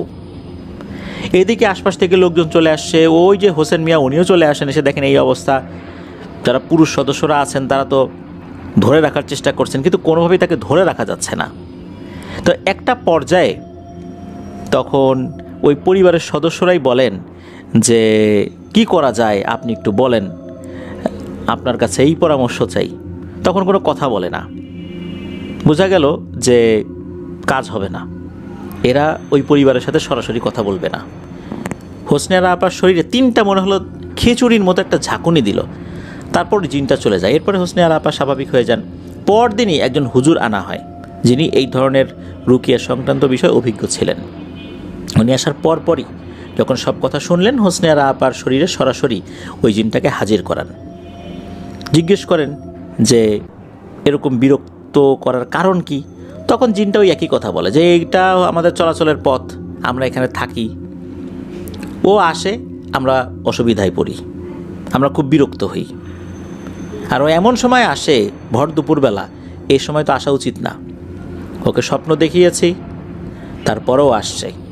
তখন ওই হুজুর বলেন যে আসলে না এসে উপায়টা কি। তার 2টো গরু আছে, এই গরুর ঘাস ওইখানে কাটতে হয়। এমনটা না যে অন্য জায়গায় সে কাটতে গেলে ফ্যাসিলিটি পাবে, কারণ ওখানে তারা একটা নির্দিষ্ট জমিতে ঘাস ফলিয়েছে, এই যে নেপিয়ার ঘাস টাইপের ঘাস ফলিয়েছে। এছাড়া অন্য ঘাসও ওইখানে পাওয়া যায়। তাহলে এই গরু দুটোকে ওনারা কী খাওয়াবেন? ওনারা তো এমন ধনী না যে ঘাস কিনে এনে ওনারা খাওয়াবেন, এটা তো ওনারা পারবেন না। সুতরাং আপনারা বিষয়টা বিবেচনা করেন। ঠিক আছে, ও ঘাস ওইখানে না হয় আর না ধুইল, কিন্তু ঘাস তো কাটতে হবে। তখন নাকি ওই জিনটা বলে, আচ্ছা ঠিক আছে, সামনের মঙ্গলবার ওই ঢিবিতে 10 কেজি মিষ্টি আর 2টো কালো মোরগ তোরা দিয়ে আসবি, তাহলে আর সমস্যা হবে না। হুজুর এটা বলে দিলেন। অন্য সদস্য যারা ছিলেন তারাও শুনলেন, তারাও বিষয়টা বললেন যে ঠিক আছে, মঙ্গলবার আমরা এটা দিয়ে আসবো। তো যখন সব কিছু ঠিকঠাক, হুজুরও চলে গেলেন, জিনও চলে গেল। এরপরে পরিবারের সদস্যরা কী মনে করে তারা এই জিনিসটা দিলেন না। তারা চিন্তা করলেন সমস্যা ঠিক হয়ে গেছে, এখন কষ্ট করে আবার 10 কেজি মিষ্টি কিনবো, 2টো কালো মোরগ কিনবো, দরকার নাই। তারা যখন মঙ্গলবার দিলেন না, এরপর শুরু হয়ে যায় আর একটা ঝামেলা। হঠাৎ করে পরিবারের অনেক সদস্যরা সেখানে ছিলেন, সবার উপস্থিতিতে হঠাৎ করেই এই হোসনে আরা আপার মধ্যে ভয়ঙ্কর রকমের পরিবর্তন চলে আসে। উনি মাথার চুল এলোমেলো করে ফেলেন, মাথার চুল ছিঁড়তে থাকেন। তারপর ঘরের ভেতর থেকে একটা কুড়াল নিয়ে আসছেন, নিয়ে এসে উনি বলতেছেন যে এ আর বাঁচবে না, তোরা ইনসান জাতি প্রতিজ্ঞা ভঙ্গ করিস, প্রতিজ্ঞা করার পরও তোরা কথা রাখলি না, সুতরাং আর কোনো কাজ হবে না, একে মেরেই ফেলবো। এই কথা বলার পরেই হোসনে আরা আপার বড় বোন আবার ওখানেই বসা ছিল। উনি বলতেছেন, একটু সাহস করে বলতেছেন খুব নরম সুরে, যে আমাদের তো ভুল হয়ে গেছে, আমাদের আসলেই এত বড় ভুল হয়ে যাবে আমরা নিজেরাও বুঝতে পারিনি, আমরা এই মঙ্গলবার তো দিতে পারিনি, আসতেছে মঙ্গলবার অবশ্যই দেব, আপনি মনে কষ্ট নিয়েন না, রাগ করেন না। তো বেশ কয়েকবার এটা বলার পর মনে হলো যে হোসনে আরা আপা শরীরের ভিতরে থাকা ওই অভাবটা কিছু একটা চিন্তা করলো। এরপর বললো আচ্ছা ঠিক আছে, যা, এবারের মতো শেষ সুযোগ দিলাম, কিন্তু এরপরে যদি না দিস তাহলে প্রতিজ্ঞা করলাম এই পরিবারের একটাকেও আর রাখবো না। এরপর পরই হোসনে আরা আপা সেন্স হারিয়ে পড়ে যান। পরিবারের সদস্যরা কিন্তু ওই ঢিবিতে 10 কেজি মিষ্টি এবং 2টো কালো মোরগ দিয়ে আসছিলেন। এরপর আল্লাহর রহমতে আর কোনো সমস্যা হয়নি। হোসনে আরা আপাও ওইখানে ঘাস ধোয়ার জন্য আর যান না, উনি অন্যভাবে কাজটা করে ফেলেন। এখনও এভাবেই আছে, আলহামদুলিল্লাহ উনি ভালো আছেন। আর ঘটনা তো একদম রিসেন্ট ঘটনা বলতে হবে, এই যে এপ্রিল মাসের ঘটনা 2026 সালের, এখন তো জুন মাস চলছে। ওই জায়গার ছবি আমাদেরকে পাঠাবেন বলে জানিয়েছেন একরামুল হক ভাই। যদি আমরা ছবি পাই ইনশাল্লাহ আমাদের ফেসবুক পেজ এবং গ্রুপে পোস্ট করব। প্রিয় লিসেনার্স, আপনারা যারা আমাদের ফেসবুক পেজ এবং গ্রুপের সাথে এখনও যুক্ত হননি তাদের জন্য বলছি, আফনান দ্য হরর ওয়ার্ল্ড নামে আমাদের কিন্তু ফেসবুক পেজ আর গ্রুপ রয়েছে। এই দুটো লিঙ্ক ভিডিও ডেসক্রিপশনে দেওয়া রয়েছে, সেখান থেকে আপনারা আমাদের ফেসবুক পরিবারের সদস্য হয়ে যেতে পারেন। ফেসবুক গ্রুপে পোস্ট করতে পারেন আর ফেসবুক পেজে কমেন্ট করতে পারেন। প্রিয় লিসেনার্স, চলে যাব আমাদের এবারে থার্সডে নাইটের 198তম এপিসোডের চতুর্থ ঘটনায়।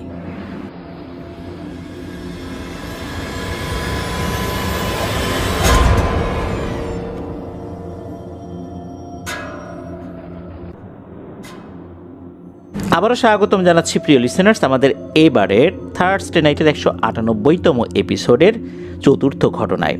এখন যে ঘটনাটি আপনাদের সাথে শেয়ার করব, এই ঘটনাটি আমাদেরকে যিনি পাঠিয়েছেন ওনার নাম আহমেদ ইসা। উনি একটি মাদ্রাসা কেন্দ্রিক ঘটনা পাঠিয়েছেন। মাদ্রাসাটি রাজবাড়ী জেলার বাণীবহতে অবস্থিত। আর এই ইসা ভাইয়ের বাড়ি কিন্তু রাজবাড়ী জেলার বাণীবহ ইউনিয়নের কৈডাঙ্গা গ্রামে। মাদ্রাসাটির নাম আমরা সঙ্গত কারণে বলছি না, তবে মাদ্রাসাটি ওই এলাকার বেশ স্বনামধন্য একটি মাদ্রাসা বলতে হবে।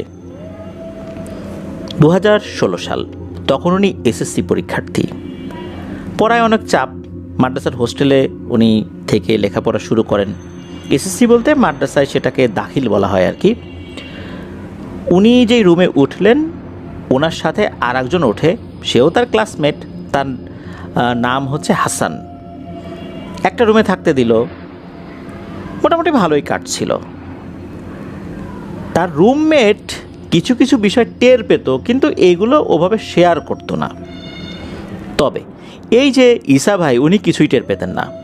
হঠাৎ একদিন রাতের বেলা ওনার ঘুম ভাঙে, রাত তখন আনুমানিক 3টা কি 3:30টার মতো বাজে। উনি বুঝতে পারলেন ওনার রুমের পাশ দিয়ে কারা যেন চলাচল করছে। উনি ভাবলেন হয়তো বা পাশের রুমের ছেলেরা রাতের বেলা বাইরে বের হয়ে দুষ্টামি করছে।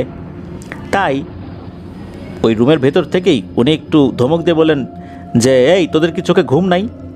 এত রাতে বাইরে ফাজলামি করছিস, বের হবো নাকি? বের হলে কিন্তু পিটানি দিব। এ কথা বলার পর উনি আশা করেছিলেন যে এরা হয়তো বা এখানে থাকবে না, কিন্তু না, দেখা গেল এই সমস্ত কথার কোনো ভ্রুক্ষেপ না করেই এরা আগের মতোই দৌড়ঝাঁপ করছে। বিরক্ত হয়ে রুমে থাকা একটা লাঠি নিয়ে বাইরে বের হয়েছেন। বাইরে বের হয়ে দেখলেন কেউ নাই, চারদিক একদম নিস্তব্ধ, নীরবতা বিরাজ করছে সেখানে। চিন্তা করলেন কি ব্যাপার, সব গেল কোথায়? মনে মনে এটা ভেবে খুশি হলেন যে যাক, বের হতে হতে এরা পালিয়েছে। উনি আবার রুমে এসে শুয়ে পড়লেন। যখন শুয়ে পড়েছেন, চোখে ঘুম ঘুম ভাব আসছে, হঠাৎ করে আবার বাইরে এরকম দৌড়াদৌড়ি, চিৎকার চেঁচামেচির আওয়াজ। এবার ওনার মেজাজটা খুব বেশি বিগড়ে গেল। উনি রুমে থাকা আগের যে লাঠিটা ছিল, এই লাঠিটা না নিয়ে আর একটা মোটা লাঠি নিয়ে বের হয়েছেন। তো বের যখন হয়েছেন, বাইরে যখন গিয়েছেন, এইবার তো উনি মারাত্মক ভয় পেয়েছেন। উনি দেখেন ভয়ঙ্কর টাইপের কিছু মানুষের আকৃতির লোক মাঠের মধ্যে দৌড়াদৌড়ি করছে। এরা নিজেদের মতো করে হই হট্টগোল করছে। এদের চেহারা, শরীর সব কিছুই ভয়ঙ্কর। বেটে আকৃতির না, মোটামুটি লম্বাই বলতে হবে। তবে যতটুকু বোঝা যাচ্ছিল তাতে এতটুকু মনে হওয়াটাই স্বাভাবিক যে এরা মোটেও স্বাভাবিক আকৃতির কেউ না। উনি এটাও খেয়াল করেছেন এরা যে দৌড়ঝাঁপ করছে, এদের পা কিন্তু মাটিতে পড়ছে না। উনি এই কারণেই এই জিনিসগুলো দেখতে পেয়েছিলেন, কারণ মাদ্রাসার কিছু কিছু জায়গায় সাইডে কিন্তু এনার্জি বাল্ব জ্বলছিল, যার কারণে উনি ওইটুকু আলোতে যতটুকু বোঝার বুঝতে পেরেছিলেন। তো উনি যখন এটা দেখেছেন, একটা পর্যায়ে মনে হলো যে ওই অবয়বগুলো ওনাকে দেখে ফেলেছে। তারা যখন এই ইসা ভাইয়ের দিকে তাকিয়েছে, মনে হলো এরাও ভয় পেয়েছে। এদের মধ্যে কেউ কেউ দৌড়ে কোথায় যেন চলে গেল, কেউ কেউ আবার দৌড়ে গাছে উঠে গেল, কেউ কেউ আবার সাথে সাথে ভ্যানিশ হয়ে গেল। উনি এটা দেখে তো মারাত্মক ভয় পেয়েছেন। মানে এইটা অল্প সময়ের মধ্যেই সব কিছু হয়ে গেল আর কি, 10 সেকেন্ডের মধ্যেই এই ঘটনা ঘটে গেছে। উনি দ্রুত ঘরে ঢুকে দরজা বন্ধ করে দিয়ে বিছানায় শুয়ে পড়েছেন। যদিও বা ওই সময় গরমকাল ছিল, একটা কাঁথা বের করে কাঁথা গায়ে দিয়ে একদম মুড়ি দিয়ে উনি ঠকঠক করে কাঁপছেন ভয়ে, জানলারে কী দেখলাম। এখন যদি এই জিনিস আমার রুমের মধ্যে ঢুকে পড়ে তখন আমার কি হবে। উনি তো ভয়ে, ওনার অবস্থা খারাপ। ওই রাতে উনি আর ঘুমাতেই পারেন নাই। উনি যে পাশের জনকে ডাকবেন এই আওয়াজটা ওনার গলা দিয়ে বের হচ্ছে না, মানে শরীরে এই শক্তিটাও নাই, গলা দিয়ে কোনো আওয়াজই বের হচ্ছে না। কোনো রকমের রাতটা পার করেছেন নির্ঘুম। এরপরে উনি এক বড় ভাইয়ের সাথে বিষয়টা শেয়ার করেন। তখন ওই বড় ভাই বলেন যে রাতের বেলা অনেক কিছুই দেখবা, তবে এদেরকে ঘাটাতে যেও না, বিরক্ত করতে যেও না, ওদেরকে কৌতূহল নিয়ে দেখতেও যেও না, তাহলে কিন্তু বিপদে পড়বা। ওরা ওদের মতো থাক, আমরা আমাদের মতো থাকি, এখন পর্যন্ত ওরা তো আমাদেরকে কোনো ক্ষতি করেনি। এই কথা শোনার পর ঈসা ভাই আশ্বস্ত হলেন। এরপর যখন ওনার বন্ধুর সাথে বিষয়টা শেয়ার করেছেন তখন ওনার বন্ধুও বলেছে যে হ্যাঁ, এরকম শব্দ আমিও শুনছি, কিন্তু আমি কখনো বের হই নাই। এরপরের এক রাতের ঘটনা, ঈসা ভাই ওয়াশরুমে যাবেন। ওয়াশরুমে যাবার জন্য ওনার যে রুমমেট তাকে ডাক দিয়েছেন, যার নাম হচ্ছে হাসান। একসাথে যাচ্ছেন। ওনাদের যেই ওয়াশরুমটা, এই ওয়াশরুমটা কিন্তু একটু দূরে, মানে একদম কাছাকাছি এটা না। ওনাদের যে থাকার রুমটা, হোস্টেল, এখান থেকে যদি ওনারা ওয়াশরুমের দিকে যাওয়া শুরু করেন, মাঠ রয়েছে, খেলার মাঠ আর কি। তো মাঠের এক পাশে মসজিদ রয়েছে, ওখানে একটা ছোট্ট পুকুর রয়েছে, তার কাছাকাছি জায়গাতেই হচ্ছে ওয়াশরুম। ওখানে যখন ওনারা দুজন যাচ্ছেন, যাওয়ার পথে দুজনই ফিল করলেন ওই যে পুকুর, ওই পুকুরে মনে হচ্ছে কেউ গোসল করছে। একজন না, মনে হচ্ছে কয়েকজন। ওনারা কৌতূহলী হয়ে ওখানে গেলেন। এত রাত্রে কে এত মহা আনন্দ করে সাঁতার কেটে পুকুরে গোসল করছে।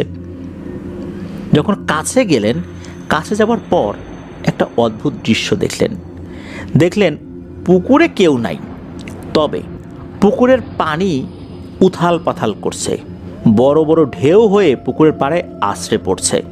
অনেক সময় দেখা যায় যে বড় কোনো নৌযান যদি নদী দিয়ে চলে যায়, পাড়ে যেভাবে পানি আছড়ে পড়ে, অথবা সমুদ্রে ঢেউগুলো যেভাবে তীরে আছড়ে পড়ে, মনে হচ্ছে ওভাবে পানিগুলো আছড়ে পড়ছে। পানিতে উথাল পাথাল একটা অবস্থা, বোঝাই যাচ্ছে যে একটু আগে এখানে কিছু ছিল। আর পানিতে এই অবস্থা, নিশ্চয়ই এটা স্বাভাবিক কিছু না, পুকুরের পানি তো এরকম হওয়ার কথা না। তখন এই দুজনের বুঝতে বাকি রইল না একটু আগে এখানে কি ছিল। তবে ওনারা ওখানে গিয়ে কোনো অবয়ব দেখেননি। যাই হোক, ওয়াশরুমের কাজ শেষ করে ওনারা যখন ফেরত আসছিলেন তখন সব কিছু স্বাভাবিকই ছিল। এই সমস্ত কথাও পরবর্তীতে বড় ভাইদের সাথে শেয়ার করেছেন, তারাও একই কথা বলেছেন, এত কৌতূহল ভালো না, এগুলো নিয়ে মাথা ঘামানোর দরকার নেই, তোমরা তোমাদের মতো থাকো, ওরা ওদের মতো থাক, আমাদের কোনো সমস্যা আগেও করে নাই, ভবিষ্যতেও করার কোনো সম্ভাবনা নাই, তবে এইভাবে বিরক্ত করলে তো করতেই পারে। একবার হয় কি, এই যে ঈসা ভাই, উনি ঘুম থেকে উঠেছেন মাঝ রাতে, ওয়াশরুমে যাওয়ার দরকার। এদিকে সব সময় রুমমেটকে ডেকে ওয়াশরুমে নিয়ে যাবেন, আর ওয়াশরুমটা তো একদম কাছেও না, বন্ধু বিরক্ত হতেই পারে। চিন্তা করেন আজ আমি একাই যাই। একা যাওয়ার জন্য উনি বের হয়েছেন। শুরুতে বললাম যে এই ওয়াশরুমের লোকেশনটা কোথায়। প্রথমে তো একটা ছোট খেলার মাঠ রয়েছে, এরপরে মসজিদ রয়েছে, তারপর ছোট একটা পুকুর রয়েছে, এরপরে গিয়ে ওয়াশরুম। উনি যখন ওই মসজিদ পার হয়ে পুকুর পাড় দিয়ে যাচ্ছেন, তখন উনি দেখেন দুটো বিড়াল খেজুর গাছের আড়াল থেকে এসে এখন সামনে চলে আসছে, এসে এই দুটো একটা আরেকটার সাথে মারামারি করছে। এমনভাবে মারামারি করছে যে উনি পথ দিয়ে যেতেই পারছেন না। এদিকে ওনার ওয়াশরুমের চাপটা একটু বেশিই ছিল, বিড়ালগুলো এমন করছে যেতে পারছেন না। বিরক্ত হয়ে একটা বিড়ালের শরীরে মেরেছেন এক লাথি। যখন লাথি মেরেছেন, দুটো বিড়াল দুদিকে দৌড়ে চলে গেছে। এরপর উনি ওয়াশরুমে গিয়েছেন, ফ্রেশ হয়ে যখন ফেরত আসছেন তখন উনি দেখেন ওনার পথের উপরে চারটা বড় বড় আকৃতির বিড়াল বসে আছে। বড় বড় বলতে এত বড় না যেটাকে অস্বাভাবিক বলে মনে হয়, তবে বিড়ালের যে সাইজ সাধারণত হয় এগুলোর মধ্যে একটু বড় সাইজ আছে না, ওই রকম। এই 4টা বিড়াল একদম পাশাপাশি বসে আছে লাইন ধরে রাস্তা আঁকলে। মনে হচ্ছে যে এই 4টা অত্যন্ত রাগান্বিত চোখে তার দিকে তাকিয়ে আছে। উনি চিন্তা করলেন যে 2টো গেছে, মনে হয় আরও 2টোকে সাথে নিয়ে আসছে এই 4টা। উনি করলেন কি, ওনার কাছে মোবাইল ছিল, মোবাইল ফোনের আলোটা ভালো করে জ্বালিয়ে পাশে একটা কঞ্চি পেলেন, এই কঞ্চিটা ভেঙে একটা লাঠির মতো তৈরি করলেন। এরপর ওই 4টা বিড়ালকে ধাওয়া দেওয়ার জন্য সামনে এগিয়ে গেলেন। অদ্ভুত ব্যাপার হচ্ছে 4টা বিড়াল একদম নির্বিকারভাবেই বসে আছে, তাদের মধ্যে কোনো ভয় ডর কিছুই নাই। তারা খুব গভীরভাবে পর্যবেক্ষণ করছে ঈসা ভাইকে। উনি এগিয়ে যাচ্ছেন, 4টা বিড়াল একদম স্বাভাবিক, তাদের মধ্যে কোনো নড়াচড়া নাই। এই দৃশ্য দেখে ঈসা ভাই ভয় পেয়েছেন যে কী ব্যাপার, এরা কোথাও যায় না কেন, এমন তো হওয়ার কথা না।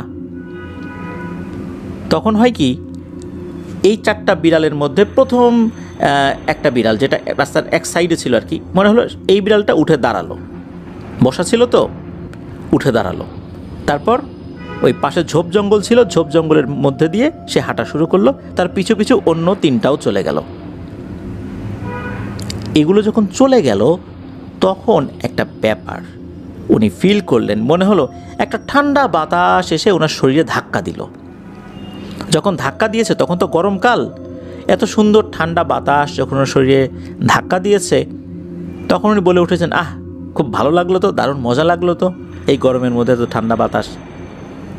উনি খেয়াল করলেন বাতাসটা এক সাইড দিয়ে চলে গেল, মনে হলো ওই বাতাসটা শো শো শব্দ করে পাশে থাকা একটা ঝোপের দিকে গেল, সেইখানে একদম তছনছ হয়ে যাচ্ছে সব কিছু, এমন একটা অবস্থা। এটা হচ্ছে সেই ঝোপ যেই ঝোপের দিকে ওই 4টা বিড়াল চলে গিয়েছিল।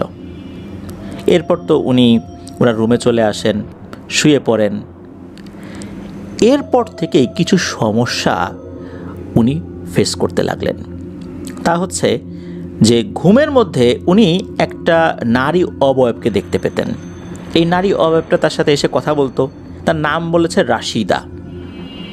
সে আসতো, গল্প করতো, এরকম চলছিল। শুরুর দিকে উনিও বিষয়টা বেশ এনজয় করতেন। এরপরে শীতকাল চলে আসে। শীতকাল যখন আসে তখন উনি ফিল করতেন যে রাতের বেলা ঘুমের ভিতরে ওই অবয়বটা যখন আসে তখন উনি প্রচণ্ড ঘামতে থাকেন। লেপ গায়ে দিলেও ওনার কিন্তু আসলে কোনো লাভ হয় না। এমনটা না যে ওই সময় গরমকাল, ওই সময় শীতকাল। লেপ গায়ে দিলে দেখা যাচ্ছে যে ওনার এমন গরম লাগছে যে লেপটা উনি সরিয়ে ফেলেন। আবার মাঝে মাঝে এমন ঠান্ডা লাগে লেপ গায়ে দিয়েও কোনো লাভ হয় না। সবগুলো লেপ যদি ওনার গায়ের উপর এসেও চাপ দেওয়া যায় তাও মনে হবে যে ওনার ঠান্ডাই লাগছে। আবার শীতকালে এমন গরম লাগছে ঘেমে একাকার হয়ে যাচ্ছেন। এক এক সময় এক এক রকমের অনুভূতি উনি পেতেন, বিশেষ করে যখন ওই অবয়বটা তার কাছে আসতো। একবার ওই অবয়বটা শরীরের সাথে তার টাচ লাগে, টাচ লাগার সাথে সাথে উনি ফিল করেন যে এর শরীরটা মারাত্মক গরম। এত গরম কিন্তু কোনো মানুষের শরীর হয় না। ওই অবয়বটা আসতো, সুন্দর সুন্দর কথা বলতো। এক পর্যায়ে নাকি ওই অবয়বটা তাকে বলে যে ওই দিন রাতের বেলা যে 4টা বিড়াল বসা ছিল এরা মূলত এই ঈসা ভাইকে ক্ষতি করার জন্য এসেছিল। কিছুক্ষণ আগেই একটা বিড়ালকে লাথি দিয়েছে এই জন্য। ওই সময় যে হঠাৎ করে এরা এক পাশে ঝোপের দিকে চলে গেল, মূলত তারা চলে গিয়েছে এই রাশিদা পরীর কারণে। আর রাশিদা পরীও যখন বাতাস হয়ে তার শরীর ধাক্কা দিয়ে ওই ঝোপের দিকে চলে গেল, ঝোপের দিকে গিয়ে কিন্তু ওই 4টাকে কিছুটা শায়েস্তা করে ওখান থেকে ঝেঁটিয়ে বিদায় করেছে। মূলত ওই যে বাতাসটা লাগার কারণে উনি বলেছেন, আহ খুব মজা লাগলো তো, এটাতেই নাকি ওই রাশিদা পরী তার প্রতি আকৃষ্ট হয়েছে। সে এখন তার কাছে আসে, একটা পর্যায়ে তাকে তো বিয়ের প্রস্তাবও দেয়, কিন্তু ঈসা ভাই সরাসরি সেটা নাকচ করে দেন। কয়েকদিন যখন একই রকম প্রস্তাবনা ঈসা ভাইয়ের সামনে আসে, উনিও নাকচ করে দেন। একটা পর্যায়ে দেখা গেল ওই পরীটা মারাত্মক ক্ষিপ্ত হয়েছে। আগে তো সুন্দরী নারীর বেশ ধরে আসতো, এরপর থেকে এমন ভয়ঙ্কর নারীর বেশ ধরে আসে যেটা কোনো মানুষের পক্ষে সহ্য করাই সম্ভব না। যেহেতু ঘুমের ভেতরে আসতো, যার কারণে ওনার বড় ধরনের কোনো ক্ষয়ক্ষতি না হলেও সকালবেলা উনি ঘুম থেকে ওঠার পর থেকে মাথা ঝিমঝিম করতো, মনে হতো যে উনি মাথা ঘুরে পড়ে যাচ্ছেন, শরীরে বল পাচ্ছেন না। একবার তো এমন হলো যে উনি ক্লাসে যাচ্ছেন, তখন মাথা ঘুরে পড়ে যান।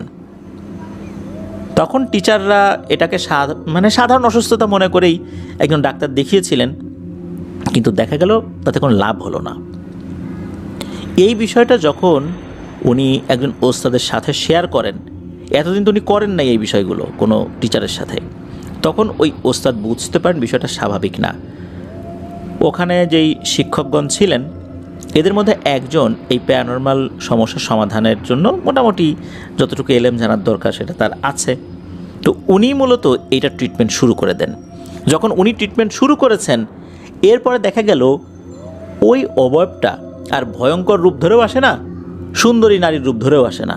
সে আসে এই ঈসা ভাইয়ের মায়ের রূপ ধরে, বোনের রূপ ধরে, একদম কাছের আত্মীয়ের রূপ ধরে এসে সে কী করতো, ঈসা ভাইকে ঘুমের মধ্যে বিভিন্ন জিনিস খাওয়াতো, যা খেতে চাইতো তাই খাওয়াতো। এরপর ওই অভাবটা চলে যেত। ওনার যখন ঘুম ভাঙতো তখন শরীরটাকে মারাত্মক দুর্বল অনুভব করতেন, এত দুর্বল যে শরীর চলছে না। ওনার চিকিৎসা কিন্তু এখনও চলমান রয়েছে। আর ওই অভাবটা নাকি তাকে হুমকি দিয়ে বলেছে, যতদিন এই ঈসা ভাই বিয়ে শাদী না করবেন ততদিন পর্যন্ত সে তার কাজ চালিয়েই যাবে। বোঝাই যাচ্ছে ঘুমের মধ্যে এমন কিছু তাকে খাইয়ে দিয়েছে যার মাধ্যমে তাকে খাওয়ানোর জাদু করা হয়েছে। আর এই কারণে ঈসা ভাই এখনও অসুস্থ অবস্থাতেই রয়েছেন। তবে ওনার চিকিৎসা চলছে, আমরা দোয়া করি আল্লাহ তাআলা তাকে দ্রুত সুস্থতা দান করুন। প্রিয় লিসেনার্স, রাতের বেলা প্রাণীকে আঘাত করার কারণে অনেক ধরনের সমস্যা তো হয়ই, কিন্তু এই ঘটনায় আমরা দেখতে পেলাম যে উনি আঘাত করেছেন, ওনাকে আবার বাঁচানোর জন্য যে এসেছে সেই তার উপর এখন প্রভাব বিস্তার করা শুরু করে দিয়েছে, যার ফলে ওনার দৈনন্দিন জীবনযাত্রা মারাত্মকভাবে বিঘ্নিত হচ্ছে। শারীরিকভাবেও দুর্বল হয়ে পড়ছেন, অসুস্থ হয়ে পড়ছেন। আমরা আল্লাহর কাছে দোয়া করি আল্লাহ তাআলা যেন এই ধরনের সমস্যা কাউকেই না দেন। আমরাও রাতের বেলা বের হওয়ার ক্ষেত্রে সতর্ক থাকব। আর এই ধরনের সমস্যা যদি হয়, আমরা চেষ্টা করব আমরা আমাদের জায়গা থেকে যতটুকু আমল করা যায় সেই আমল দিয়ে বেঁচে থাকার জন্য আল্লাহ তাআলার কাছে নিরাপত্তা চাইব। আল্লাহ তাআলা যদি আমাদেরকে নিরাপত্তা না দেন, হাজার চেষ্টা করে লাভ হবে না। সর্বোপরি আমরা মহান আল্লাহ সুবহানাহু ওয়া তাআলার কাছে সাহায্য চেয়ে তারপর সেলফ রুকিয়া যদি করি, ইনশাল্লাহ অনেকটাই ভালো থাকতে পারবো। ধন্যবাদ জানাচ্ছি ঈসা ভাইকে আপনার পাঠানো ঘটনার জন্য। প্রিয় লিসেনার্স, চলুন চলে যাব আমাদের আজকের থার্সডে নাইটের 198তম এপিসোডের পরবর্তী আরও একটি নতুন ঘটনায়।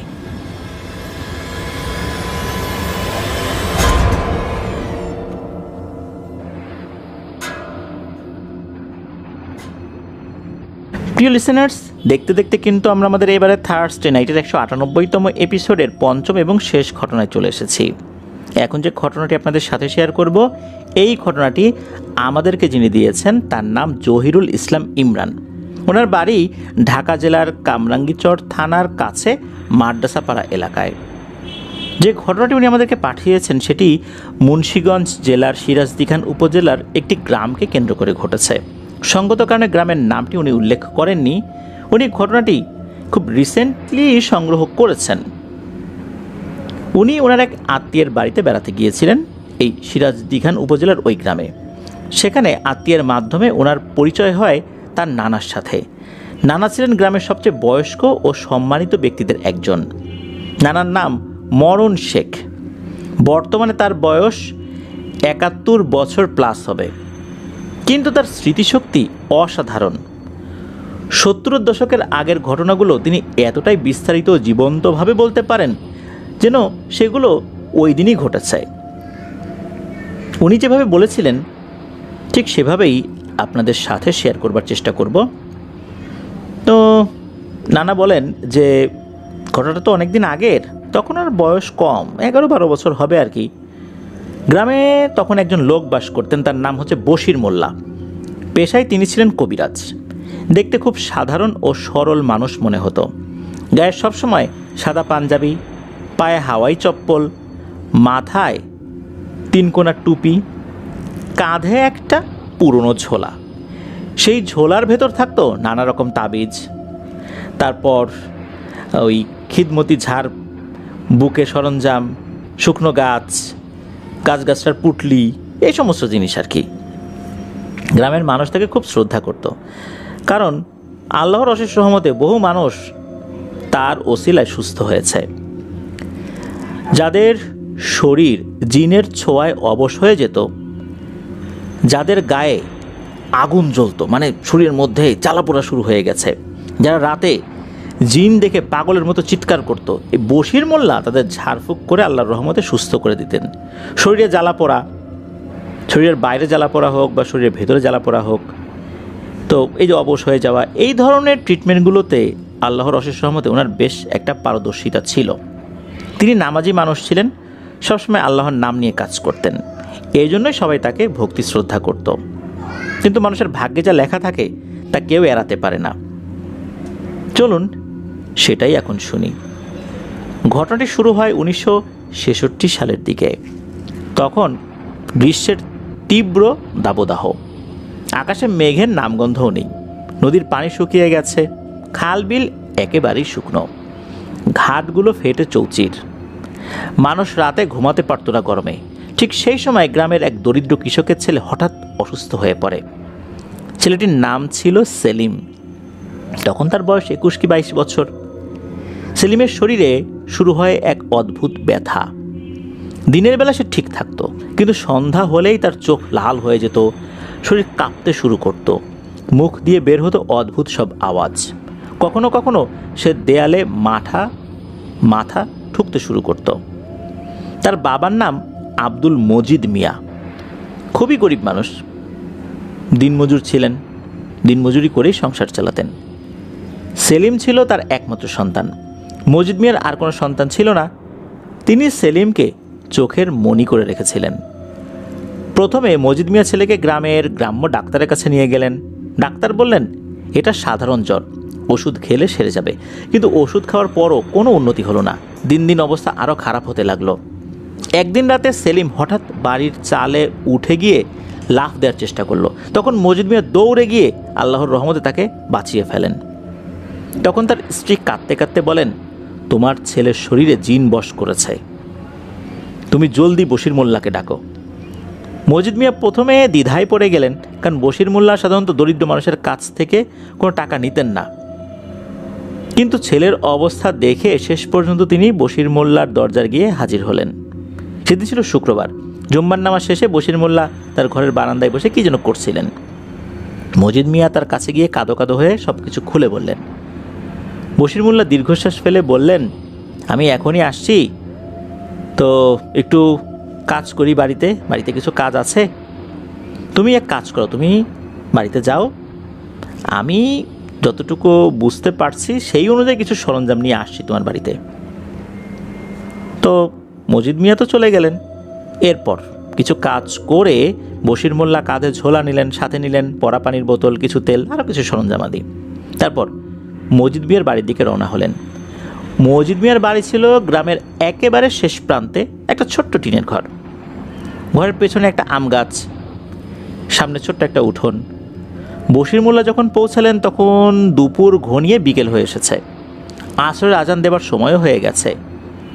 ঘরের ভেতরে একটা খাটের উপরে সেলিমকে শুইয়ে রাখা হয়েছে। তার চোখ টকটকে লাল, হাত পা ঠান্ডা, মুখ দিয়ে ফেনা বের হচ্ছে। মজিদ মিয়ার স্ত্রী ছেলের মাথায় হাত বুলিয়ে কাঁদছেন। আশেপাশে কয়েকজন প্রতিবেশী জড়ো হয়ে গেছে। বশির মোল্লা ঘরে ঢুকে মজিদ মিয়াকে রেখে সবাইকে ঘরের বাইরে যেতে বললেন। যেহেতু মজিদ মিয়া এই সেলিমের পিতা, তাই তিনি ছাড়া ঝাড়ফুঁকের সময় কেউ থাকবেন না। তৃতীয় কোনো ব্যক্তি থাকলে কোনো ধরনের অঘটন ঘটে যেতে পারে। যদি এটা জিন রিলেটেড কোনো বিষয় হয়েই থাকে, তাহলে তৃতীয় ব্যক্তি থাকলে নাকি জিন আরও ক্ষিপ্ত হয়ে উঠতে পারে। বশির মোল্লা ও মজিদ মিয়া ঘরের ভেতরে এবং মজিদ মিয়ার স্ত্রী ও প্রতিবেশী যারা ছিলেন তারা দরজার বাইরে দাঁড়িয়ে রইলেন। বশির মোল্লা ভেতর থেকে দরজা বন্ধ করে দিলেন। তিনি তার মতো করে রুকিয়া করতে শুরু করলেন। রুকিয়া করতে করতে বশির মোল্লা সেলিমের মাথার কাছে গিয়ে বসলেন। সেলিমের শরীর তখনও থরথর করে কাঁপছে, চোখ বড় বড় করে তাকিয়ে আছে, মুখ দিয়ে ফেনা বের হচ্ছে। বশির মোল্লা ঝোলা থেকে একটা ছোট্ট পাত্র বের করলেন, তাতে কিছু তেল ঢেলে দিলেন। তারপর রুকিয়া করে ফু দিয়ে সেই তেল সেলিমের কপালে লাগাতে গেলেন। ঠিক তখনই শুরু হলো ভয়ঙ্কর ঘটনা। যেই না তিনি তেল লাগানোর জন্য হাত বাড়ালেন, অমনি সেলিম এমনভাবে তাকালেন মনে হচ্ছে এই চোখ সেলিমের না। সেটা ছিল কোনো ভয়ঙ্কর গোল চোখ, নিষ্ঠুর এক চোখ, যে চোখে খুনি রক্ত রয়েছে। তখন সেলিমের মুখ দিয়ে বেরিয়ে এলো বিকট এক আওয়াজ, যেন গলার ভেতর থেকে কেউ চিৎকার করছে। বশির মোল্লা সেলিমকে জিজ্ঞেস করার আগেই সেলিমের ভেতর থেকে জিনটি বলল, কবিরাজ, তুই আমাকে বের করতে চাস? তোর সাথে তো আমার হিসাব নিকাশ আছে রে। এই ছেলের শরীর আমি বহু বছর ধরে আছি। তুই যদি আমাকে বের করিস, কি মনে করছিস আমি তোকে ছেড়ে দেব? বশির মোল্লা অবশ্য এই ধরনের হুমকি ধামকিতে খুব ভালোভাবেই অভ্যস্ত হয়ে আছেন বহু আগে থেকেই। যেহেতু এই রিলেটেড কাজ করেন, তাই বশির মোল্লা জিনের হুমকি ধামকিতে তো দমে যাওয়ার পাত্র নন। বশির মোল্লা ভয় না পেয়ে দৃঢ়কণ্ঠে বললেন, আমি আল্লাহর নাম নিয়েছি, তুই এই নিরীহ ছেলের শরীর ছেড়ে চলে যা, না হলে আমি তোকে কঠিন থেকে কঠিনতম শাস্তি দেব। জিনটা নাকি তখন ভয়ঙ্করভাবে হেসে ওঠে। তার হাসি এতটাই বীভৎস ছিল যে দরজার বাইরে দাঁড়ানো মজিদ মিয়ার স্ত্রী এবং আশেপাশের মানুষজন শুনতে পেলেন। মজিদ মিয়ার স্ত্রী তখন প্রায় অজ্ঞান হয়ে যাচ্ছিলেন ভয়ে আর ছেলের চিন্তায়। তখন প্রতিবেশী মহিলা যারা ছিলেন তারা তাকে ধরে রাখলেন। এদিকে জিনটা বলল, বশির মোল্লা, পাগলামি করিস না। এই ছেলের দেহের সাথে আমি কত গভীরভাবে মিশে গেছি তুই জানিস না? তুই আমাকে বের করতে গেলে এই ছেলেটা মারা যাবে। এবারে জিনের এই কথা শুনে বশির মোল্লা থমকে গেলেন। তিনি বুঝতে পারলেন এটা সাধারণ কোনো জিন নয়, এটা একটা শক্তিশালী ভয়ঙ্কর পিশাচ শ্রেণীর জিন, যা মানুষের শরীরে গভীরভাবে প্রবেশ করে, মাংস, শিরা উপশিরার সাথে জড়িয়ে যায়। একে বের করা খুবই কঠিন। বের করতে গেলে শরীরের অনেক ক্ষতি হতে পারে। কিন্তু বশির মোল্লা, উনি তো একজন পেশাদার রাকি, তিনি অনেক কঠিন কেস হ্যান্ডেল করেছেন। এভাবে জিনের কথায় দমে গেলে তো চলবে না। তিনি ভাবলেন সঠিক পদ্ধতিতে চিকিৎসা করলে এবং চেষ্টা করলে হয়তো ছেলেটি বেঁচে যেতে পারে। তিনি ওই পিশাচের সাথে আর তর্ক না করে সরাসরি কাজ শুরু করলেন। তিনি আবার রুকিয়া করতে শুরু করলেন। রুকিয়া করতে করতে তিনি সেলিমের শরীরে হাত বুলিয়ে দিচ্ছিলেন। প্রতিবার হাত দেওয়ার সাথে সাথে সেলিম চিৎকার করে উঠছিল, শরীর গরমে পুড়ে যাচ্ছিল, নাক মুখ দিয়ে ফেনা ও রক্ত বের হচ্ছিল। বশির মোল্লা বুঝতে পারছিলেন জিন বের হতে চাইছে না, কিন্তু তিনি রুকিয়া থামালেন না, কারণ রুকিয়া থামালে জিন আরও শক্তিশালী হয়ে উঠে তাকে আক্রমণ করতে পারে। এইভাবে প্রায় 1 ঘন্টা কেটে গেল। হঠাৎ সেলিম বিকট এক চিৎকার দিয়ে উঠল। তার মুখের ভেতর থেকে কালো রঙের একটা ধোঁয়া বের হতে লাগলো। বশির মোল্লা ভাবলেন বের হচ্ছে, এবার বের হচ্ছে। তিনি আরও জোরে কোরআনের আয়াত পড়তে লাগলেন। কিন্তু এখানেই ঘটে গেল ভয়ানক একটা ভুল। বশির মোল্লা এতটাই রুকিয়াতে মগ্ন ছিলেন যে লক্ষ্যই করেননি সেলিমের হৃৎপিণ্ড খুব দুর্বল হয়ে পড়েছে। তিনি জিনকে পুরোপুরি বের করার জন্য আরও তীব্রভাবে রুকিয়া করতে লাগলেন। শেষ পর্যন্ত জিনটা বেরিয়ে গেল কালো ধোঁয়ার মতো হয়ে। সেটা ঘরের জানালা ভেঙে মনে হলো বেরিয়ে গেল। ধোঁয়া কিন্তু বের হতে গেলে জানালা দরজা ভাঙা লাগে না, কিন্তু মনে হলো জানালা ভেঙে এটা বেরিয়ে গেছে। জিনটা যখনই ঘর থেকে বেরিয়ে গেল ধোঁয়া হয়ে, সেলিমের চোখ বন্ধ হয়ে গেল। তার শরীরটা একবার প্রচণ্ডভাবে কেঁপে উঠল, তারপর একেবারে স্থির হয়ে গেল। শ্বাস প্রশ্বাসও বন্ধ হয়ে গেল। বশির মোল্লা যখন কোনো শব্দ শুনতে পেলেন না, তখন তিনি ভয়ে কাঁপতে কাঁপতে সেলিমের নাকের কাছে হাত দিলেন। সেলিমের শরীরটা একদম ঠান্ডা। তিনি বুঝতে পারলেন বড় ধরনের ভুল হয়ে গেছে। পিশাচ জিনটাকে তাড়াতে গিয়ে তিনি একটু বেশি এবং তীব্রভাবে রুকিয়া করে ফেলেছেন। দুর্বল হৃৎপিণ্ড নিয়ে 21 কি 22 বছরের যুবক সেলিম আর টিকতে পারেননি। জিনের সাথে সাথে সেলিমেরও প্রাণ বেরিয়ে গেছে। বশির মোল্লা দরজা খুললেন। তার মুখ ফ্যাকাশে সাদা, চোখে আতঙ্ক। মজিদ মিয়া হতাশ হয়ে খাটে বসে আছেন। তার স্ত্রী ঘরের ভেতরে ঢুকে পড়লেন। দেখলেন তাদের একমাত্র সন্তান সেলিম নিথর হয়ে খাটের উপর পড়ে আছে। মজিদ মিয়ার স্ত্রী আর্তনাদ করে উঠলেন। সে চিৎকার এতটাই ভয়ঙ্কর ছিল যে পুরো গ্রাম যেন থমকে গিয়েছিল। মজিদ মিয়া বশির মোল্লার দিকে আগুন ঝরা চোখে তাকিয়ে চিৎকার করে বলে উঠলেন, তুই তুই আমার ছেলেকে মেরে ফেললি। তুই বলেছিলি ওকে বাঁচাবি। তুই ভণ্ড, তুই কবিরাজ না, তুই একটা খুনি। বশির মোল্লা হাত জোর করে কাঁদো কাঁদো হয়ে বললেন, মজিদ ভাই কসম, একটা ভুল হয়ে গেছে। আমি চেষ্টা করেছি তোমার ছেলেকে বাঁচাতে। জিনটা খুবই শক্তিশালী ছিল। আমার একটা ভুল হয়েছে, আমাকে ক্ষমা করে দাও। কিন্তু মজিদ মিয়ার কানে তখন কোনো কথাই ঢুকছিল না। তিনি পাগলের মতো চিৎকার করে বললেন, তুই ভণ্ড, তুই আমার ছেলেকে মেরেছিস। এই বলে তিনি বশির মোল্লাকে প্রচণ্ড ধাক্কা দিয়ে মাটিতে ফেলে দিলেন। তারপর মজিদ মিয়ার স্ত্রী ও প্রতিবেশীরা মিলে বশির মোল্লাকে বেদম মারধর শুরু করলো। কেউ লাঠি দিয়ে, কেউ হাত দিয়ে, পা দিয়ে, কেউ আবার ইট পাথর দিয়ে। বশির মোল্লা তার মাথাটাকে বাঁচানোর চেষ্টা করছিলেন, বারবার বলছিলেন যে আমি ভুল করেছি, আল্লাহর নামে আমাকে ক্ষমা করো। কিন্তু কেউ তার কথা শুনল না। মারের চোটে তার মাথা ফেটে গেল, হাড় ভেঙে গেল, মাটি লাল হয়ে উঠল তার রক্তে। যখন তিনি মাটির সাথে মিশে যাচ্ছিলেন তখন শেষবারের মতো চোখ মেলে মজিদ মিয়ার দিকে তাকালেন। চোখ দিয়ে রক্ত ঝরছিল, শরীর থরথর করে কাঁপছিল বশির মোল্লার। ক্ষীণ কণ্ঠে তিনি বললেন, মজিদ, তুই আমাকে মেরে ফেলিস না। তুই কিন্তু বিশাল বড় একটা ভুল করবি। আমি তো তোর ছেলেকে বাঁচানোর চেষ্টা করেছিলাম।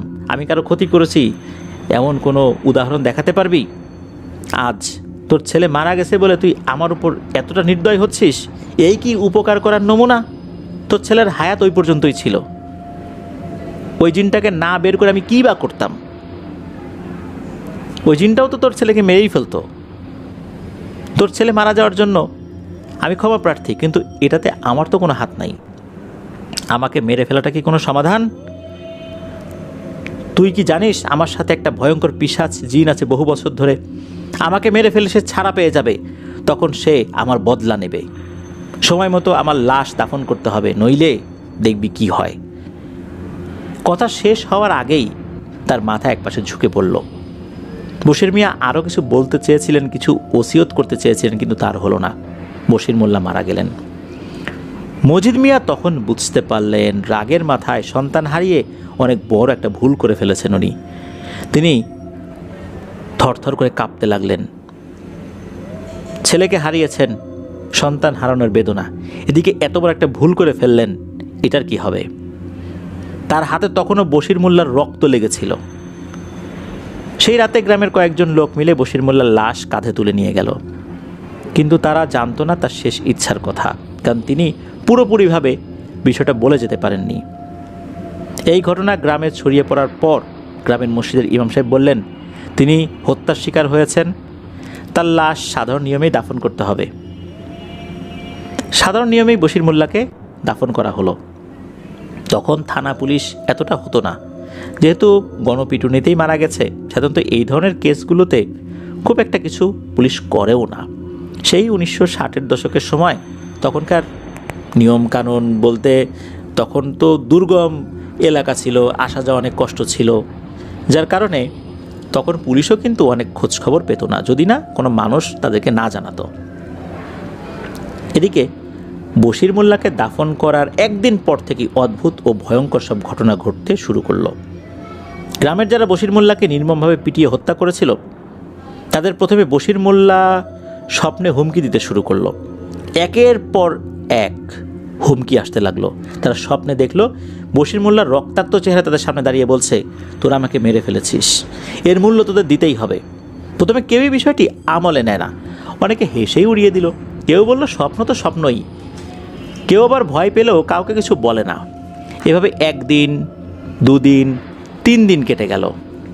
তারপর শুরু হলো স্বপ্নে হুমকি দেওয়া যেই ব্যাপারগুলো, এগুলোর একটা বাস্তব যেই প্রয়োগ সেটা।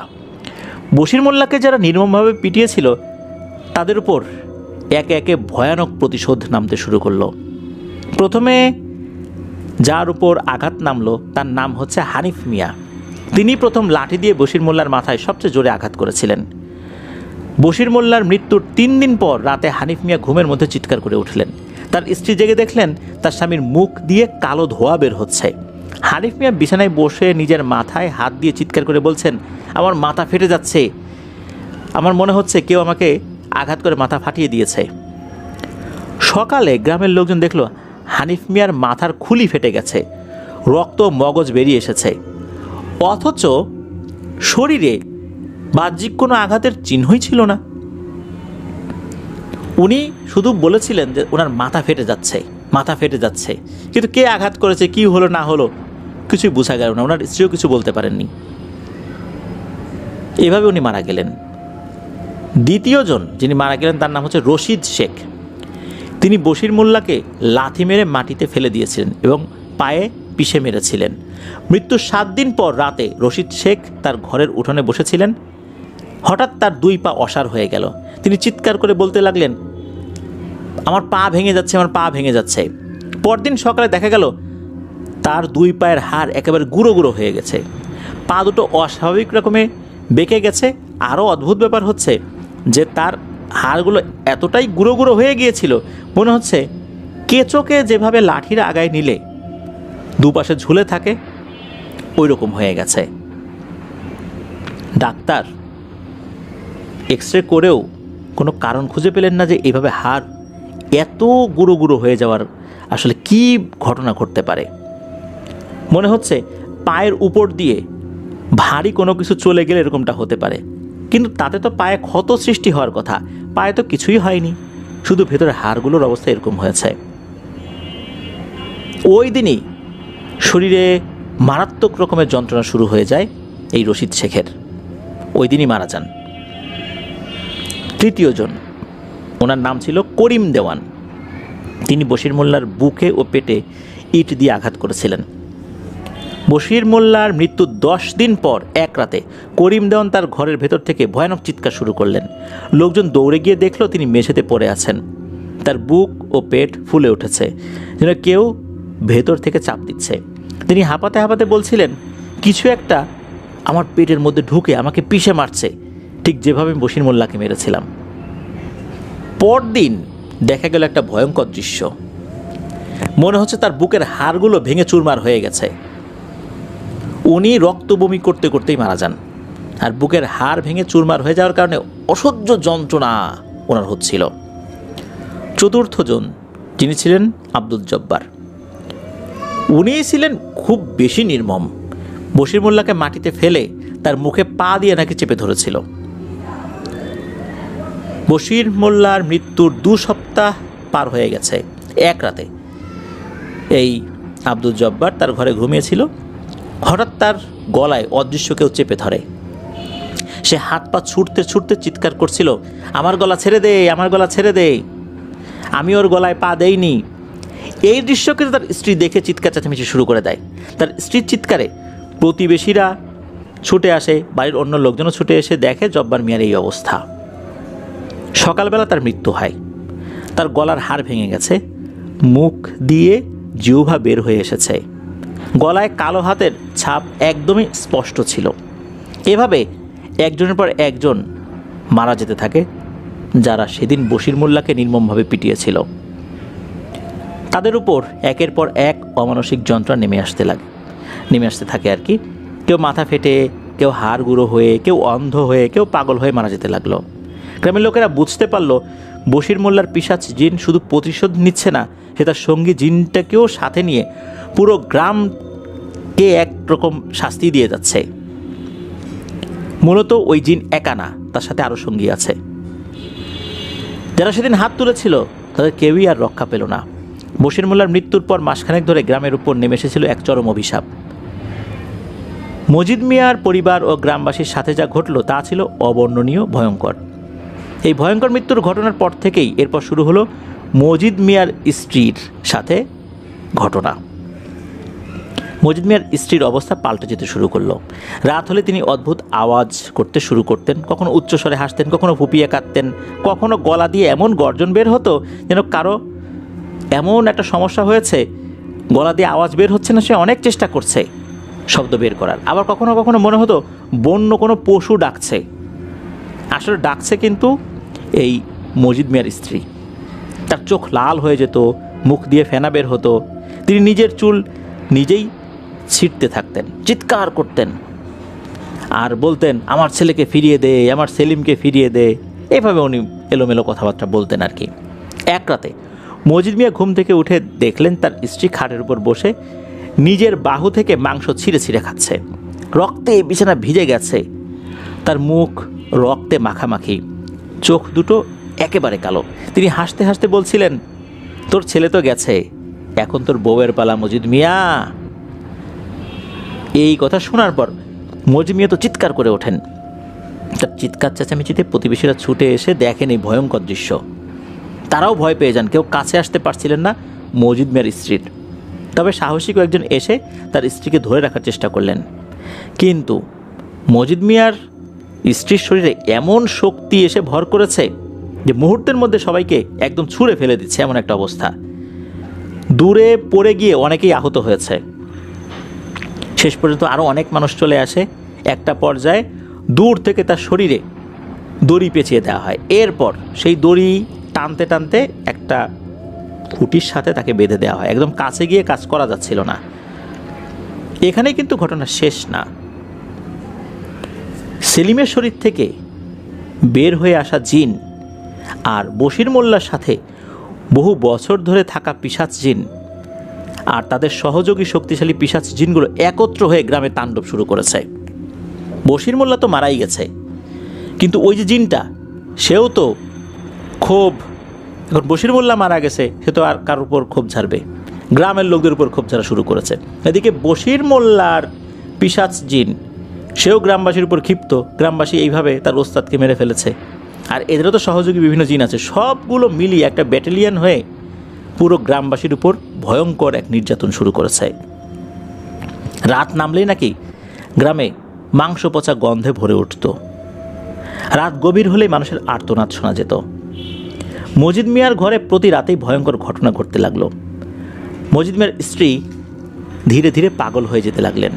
তিনি সারাদিন মেঝেতে বসে থাকতেন, চোখ লাল টকটকে, মুখ দিয়ে ফেনা ঝরত, সবসময় লালাও ঝরত, ফেনাও ঝরত। কখনো হঠাৎ উঠে নিজের শরীর থেকে মাংস ছিঁড়ে খেতেন, কখনো গাছে মাথা ঠুকতেন। তার গলা দিয়ে দুটি ভিন্ন আওয়াজ বের হতো, একটি সেলিমের কণ্ঠের মতো, অন্যটি ভয়ঙ্কর পুরুষ কণ্ঠ। তিনি চিৎকার করে বলে উঠতেন, মজিদ আমাকে বাঁচা। এদিকে মজিদ মিয়ার অবস্থা আরও ভয়াবহ হয়ে উঠল। হঠাৎ তার শরীরে গভীর ক্ষত তৈরি হলো। কখনো তার পিঠ থেকে মাংস খুবলে নেওয়া হতো, কখনো চোখের সামনে তার ছেলে সেলিমের রক্তাক্ত মুখ দেখতে পেতেন। স্বপ্নে তাকে বলতো, তোর ছেলেকে আমরা নিয়ে এসেছি, এখন তোকে নেব, তোর বউকে নেব, পুরো গ্রামকে শেষ করব। গ্রামবাসীদের উপর তাণ্ডব, শুধু মজিদ মিয়ার পরিবার নয়, পুরো গ্রামেই ভয়াবহ অবস্থা শুরু হয়ে গেল। গরু ছাগল কারো কারো বাসায় রাতারাতি মরে যেত। গরু ছাগলের দেহ থেকে মাংস খুবলে নেওয়া হতো। একদিন গ্রামের মানুষ একটি হিজল গাছে দেখল 3টি ছাগলের দেহ ঝুলছে। ছাগলগুলো এমন বিকৃতভাবে মারা গেছে যেটা আসলে দেখলে যে কোনো মানুষই ভয় পেয়ে যাবে। এই দৃশ্য দেখে গ্রামের লোকজন রাতে ঘর থেকে তো বের হওয়াই বন্ধ করে দিয়েছে। রাতে নীরবতা ভেঙে চিৎকার, হাসি, গর্জন এগুলো তো শোনাই যেত। পুরো গ্রাম ভয়ে আর অন্ধকারে ডুবে গেল।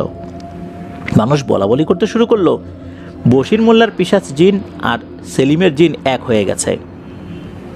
তারা এখন গ্রামকে শেষ করে দিতে চায়। মজিদ মিয়া ও তার স্ত্রী তখনও কিন্তু জীবিত ছিলেন, কিন্তু তারা আর স্বাভাবিক ছিলেন না। তারা দিনরাত আর্তনাদ করতেন, হাসতেন আর পশুর মতো গর্জন করতেন। গ্রামের লোকেরা তাদের দেখে ভয়ে দূরে সরে যেত। সবাই বুঝতে পারলো এই অভিশাপ আর সাধারণ নয়, এটা অসাধারণ হয়ে গেছে। সেলিমের শরীর থেকে বের হওয়া জিন এবং বশির মোল্লার পুরনো পিশাচ জিন একত্র হয়ে গ্রামের উপর প্রতিশোধের আগুন জ্বালিয়ে দিয়েছে। গ্রামের সবাই তখন ভয়ে আতঙ্কিত হয়ে একত্র হলেন। চারদিকে শুধু আতঙ্ক আর হতাশার ছায়া।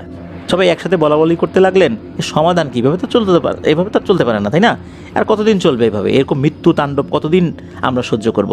আমাদের কিছু একটা করতেই হবে। ঠিক সেই সময় ওই গ্রামের মসজিদের ইমাম সাহেব গ্রামের লোকজনদেরকে একত্র করে বললেন, যারা এই নৃশংস অপকর্মের সাথে সরাসরি জড়িত ছিল তারা প্রায় সবাই ইতোমধ্যে মারা গেছে। আল্লাহর গজব তাদের উপর নেমে এসেছে। কিন্তু যারা এখনও জীবিত আছেন তাদের উচিত অবিলম্বে বশির মোল্লার পরিবারের কাছে গিয়ে ক্ষমা চাওয়া।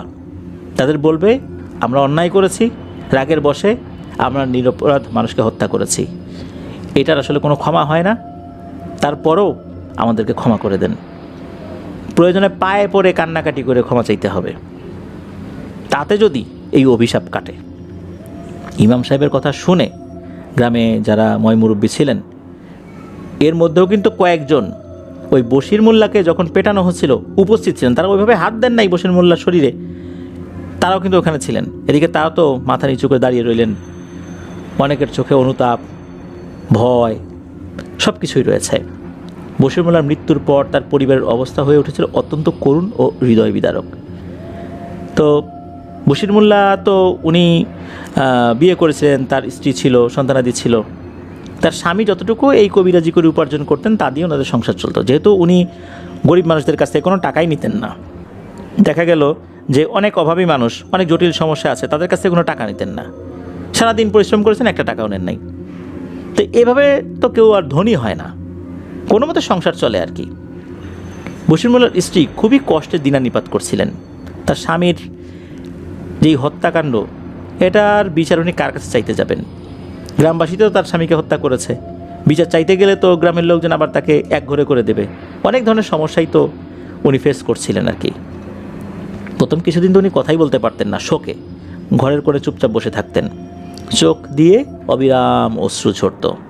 কখনো কখনো বুক চাপড়ে চিৎকার করে উঠতেন, আমার স্বামীকে ওরা মেরে ফেললো, আমার স্বামীকে ওরা মেরে ফেললো রে, কোনো বিচার হইল না। আসলে বিচার হচ্ছে অন্যভাবে। ওনার 2 ছেলে 1 মেয়ে ছিল। বড় ছেলে গ্রামের মাদ্রাসায় শিক্ষকতা করতেন। বশির মোল্লার মৃত্যুর পর পুরো পরিবার যেন অন্ধকারে ডুবে গিয়েছিল।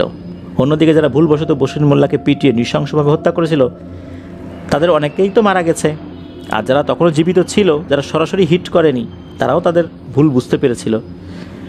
এখন সমাধান তো করতে হবে। ইমাম সাহেবের কথা অনুযায়ী গ্রামের মুরব্বীরা সবাই একত্র হয়ে বশির মোল্লার বাড়িতে গেলেন। তারা বশির মোল্লার পরিবারের সামনে মাথা নিচু করে দাঁড়ালেন, ক্ষমা চাইলেন। আর তারা বললেন যে এটা আসলে মোটেও উচিত হয়নি। আমরা সবাই তো আর ওখানে ছিলাম না, ওখানে ছিল অল্প কিছু লোক, কিন্তু আজ তো আমরা পুরো গ্রামবাসী এই অভিশাপের মুখে পড়ে গেছি। আমরা তো ভুল করে ফেলছি। যারা মূল অপরাধী ছিল তারা তো তাদের শাস্তি পেয়ে গেছে, কিন্তু এখন তো মূল অপরাধীর মধ্যেই এই বিষয়গুলো নাই। মানুষ, এমনকি গবাদি পশু হত্যাকাণ্ডের শিকার হচ্ছে। আপনারা আমাদেরকে ক্ষমা করেন। তো বশির মোল্লার স্ত্রী উনি বলেন যে আমার স্বামী তো সেদিন ওই সেলিম নামের ছেলেটাকে বাঁচানোর অনেক চেষ্টা করেছিল, আল্লাহ চান নাই তার হায়াত ওই পর্যন্তই ছিল। তাই বলে কি এভাবে মারতে হবে? মানুষ যদি এভাবে হত্যা করে তাহলে তো কেউ আর উপকার করার জন্য ছুটে যাবে না। যাই হোক, বশির মোল্লার স্ত্রী উনি সবাইকে ক্ষমা করে দেন। উনি বলেন যে আমি সবাইকে ক্ষমা করে দিলাম, আমার আর কোনো অভিযোগ নাই, আল্লাহর জন্য আপনাদেরকে ক্ষমা করেন। তো এভাবে বশির মোল্লার স্ত্রী সবাইকে ক্ষমা করে দেন। এখন সমাধান তো ক্ষমা করার মাধ্যম দিয়ে হচ্ছে না, এই পিশাচদেরকে ঠেকাবে কে? তখন নাকি বশির মোল্লার স্ত্রী নিজেই একজনের কথা বলেন, সেটা হলো সিরাজদি খানের নিমতলা বাজারের একজন ব্যক্তি আছেন। তো ইনি খুবই আল্লাহওয়ালা বুজুর্গ ব্যক্তি। তার কথা বলে দেন যে আপনারা তার কাছে যান, উনি এই বিষয়ে ভালো একটা সিদ্ধান্ত নিতে পারবেন, বিশেষ করে এই পিশাচদেরকে থামানোর জন্য। বশির মোল্লার স্ত্রীর কাছে ওই ব্যক্তির তথ্য পেয়ে তারা সবাই মিলে সেই হুজুরের কাছে যান, সব ঘটনা খুলে বললেন, কিভাবে কি হয়েছে সব কিছু খুলে বলেন আর কি। এরপর হুজুর মনোযোগ দিয়ে সব কথা শুনলেন। তার চোখে এক ধরনের গভীর চিন্তা ফুটে উঠল। তিনি বেশ কিছুক্ষণ চুপ থেকে বলেন, আচ্ছা ঠিক আছে, আল্লাহ যদি নেন আমি যাব ইনশাল্লাহ। এটা তো সাধারণ কোনো জিনের কাজ নয়, এর পেছনে অনেক গভীর এবং শক্তিশালী শক্তি কাজ করছে। হুজুর সবাইকে বলেন যে আপনারা নিরাপদে বাড়িতে থাকার চেষ্টা করেন, সন্ধ্যার পর আপাতত কেউ বাইরে বের হবেন না। প্রয়োজন যদি হয়, ইমার্জেন্সি হয়, ওয়াশরুমে যাওয়ার দরকার হয়, শুধু তখনই বাইরে বের হবেন, আর একা বের হবেন না। ওয়াশরুমে যাওয়ার জন্য 2 জনও বের হবেন না, একজন ওয়াশরুমে ঢুকবে একজন বাইরে থাকবে তা না, বাইরে যেন কমপক্ষে 2 জন লোক থাকে, অর্থাৎ 3 জন মিলে বের হতে হবে। এভাবে কিছু পরামর্শ দিয়ে দেন হুজুর। হুজুর আল্লাহর উপর ভরসা রাখতে বলেন। একদিন নাকি হুজুর আবার ডাকেন ওই গ্রামের কয়েকজন ময়মুরব্বী, যারা নেতৃস্থানীয় আর কি, এমন কয়েকজন ব্যক্তিকে ডাকেন আর কি, যারা লিড দিতেন ওই গ্রামে। ডাকার পরে বলেন যে আলহামদুলিল্লাহ সমস্যার সমাধান হয়ে গেছে। হুজুর আসলেনও না ওই গ্রামে, অথচ বলেন সমস্যার সমাধান হয়ে গেছে। এটা কিভাবে সম্ভব হলো? সাধারণত দেখা যায় যে হুজুররা আসেন ওই গ্রামে, এসে বিভিন্ন রকমের রুকিয়া করেন, তদবির করেন। তো হুজুর জাস্ট এতটুকুই বলেছিলেন যে আলহামদুলিল্লাহ সমস্যার সমাধান হয়ে গেছে, এতটুকুই জানেন, এগুলো নিয়ে আর কিছু হবে না। কিভাবে করলেন, কি হয়েছে, এই বিষয়ে হুজুর একটা কথাও বলেন নাই। হুজুর খুবই অল্প ভাষী একজন মানুষ ছিলেন, প্রয়োজনের অতিরিক্ত একটা কথাও বলতেন না। উনি বলেছেন যে এটা আর আপনাদের জানার দরকার নাই, দরকার নাই মানে দরকার নাই, শেষ, আপনাদের সমাধান আল্লাহ তাআলা করে দিয়েছেন। এখন কিভাবে হয়েছে, উনি নিজেই করেছেন নাকি জিনের মাধ্যমে করেছেন, এই বিষয়ে হুজুর একটা শব্দও বলেন নাই। ঘটনাটা এ পর্যন্তই। তো এই ঘটনার পর আর একটা বিষয় হয়, সেটা হচ্ছে এই যে মজিদ মিয়া আর তার স্ত্রী, তাদের তার কোনো সন্তানাদি ছিল না। মজিদ মিয়ার স্ত্রী তো পাগল, আর মজিদ মিয়ার অবস্থাও খারাপ। এই দুইজনকে তখন ওই হুজুরের কাছে নিয়ে যাওয়া হয়। হুজুর রুকিয়া করে নাকি আল্লাহর রহমতে এই দুইজনকে সুস্থ করেছিলেন। এরা পরিপূর্ণভাবে সুস্থ হয়ে গিয়েছিল। তারা মূলত হত্যাকাণ্ডের শিকার হয় না, এর পিছনে একটা কারণ হতে পারে, যেহেতু তাদের সন্তান হারিয়েছে তারা, এই জন্য হয়তো বা তাদের শাস্তিটা অন্যরকমভাবে হয়নি। যারা মানে বিশেষ করে যারা সরাসরি হত্যাকাণ্ডের সাথে জড়িত ছিল, তারা যেভাবে এই ঘটনার শিকার হয়েছে ওভাবে হয়নি তারা। তো এটাই ছিল ঘটনা। ধন্যবাদ জানাচ্ছি জহিরুল ইসলাম ইমরান ভাইকে ওনার পাঠানো ঘটনার জন্য। প্রিয় লিসেনার্স, আজকের এপিসোড এ পর্যন্তই। ঘটনাগুলো কেমন লেগেছে তা জানিয়ে ভিডিওর কমেন্ট সেকশনে কমেন্ট করতে ভুলবেন না। এছাড়া আমাদের ফেসবুক পেজ আর গ্রুপে রয়েছে আপনাদের হরর বললামে, সেখানে গিয়েও আপনারা আপনাদের মতামত জানাতে পারেন। আমাদের আরও একটি ইউটিউব চ্যানেল রয়েছে আপনার স্পি নামে, সেটার লিঙ্ক ওই ভিডিওর ডিসক্রিপশনের একদম উপরের দিকে দেওয়া রয়েছে। সেখানে ক্লিক করলে আপনারা আমাদের ওই চ্যানেলে ঢুকে যেতে পারবেন। সেখানে সাবস্ক্রাইব করার অনুরোধ করছি। সেখানে প্রতি রবিবার রহস্য আর প্রতি মঙ্গলবার ভয়ের ঘটনা নিয়ে কিন্তু আমরা এপিসোড আপলোড করছি। এই ভিডিও লাইক বাটন প্রেস করতে ভুলবেন না। ভিডিও লিঙ্কটাও বেশি বেশি করে শেয়ার করে দেবার অনুরোধ করছি। আপনাদের জানাবো আপনাদের সাথে ঘটে যাওয়া সত্য ভয়ের ঘটনাগুলো আমাদেরকে লিখে বা রেকর্ড করে আপনাদেরhorrorworldmedia@gmail.com এই ইমেল অ্যাড্রেসে ইমেল করতে পারেন। আমার জন্য দোয়া করবেন, আমার পরিবারের জন্য দোয়া করবেন। আপনাদের জন্য দোয়া রইল, আপনাদের পরিবারের প্রত্যেকের জন্য দোয়া রইল। বিশেষ করে যারা আমাদেরকে ঘটনা পাঠিয়েছেন আজকের এপিসোডে, তাদের জন্য স্পেশালি দোয়া রইল। আল্লাহ আমাদেরকে ভালো রাখুন, সুস্থ রাখুন, নিরাপদে রাখুন, আপনাদের হরর ওয়ার্ল্ডের সাথে রাখুন। আসসালামু আলাইকুম।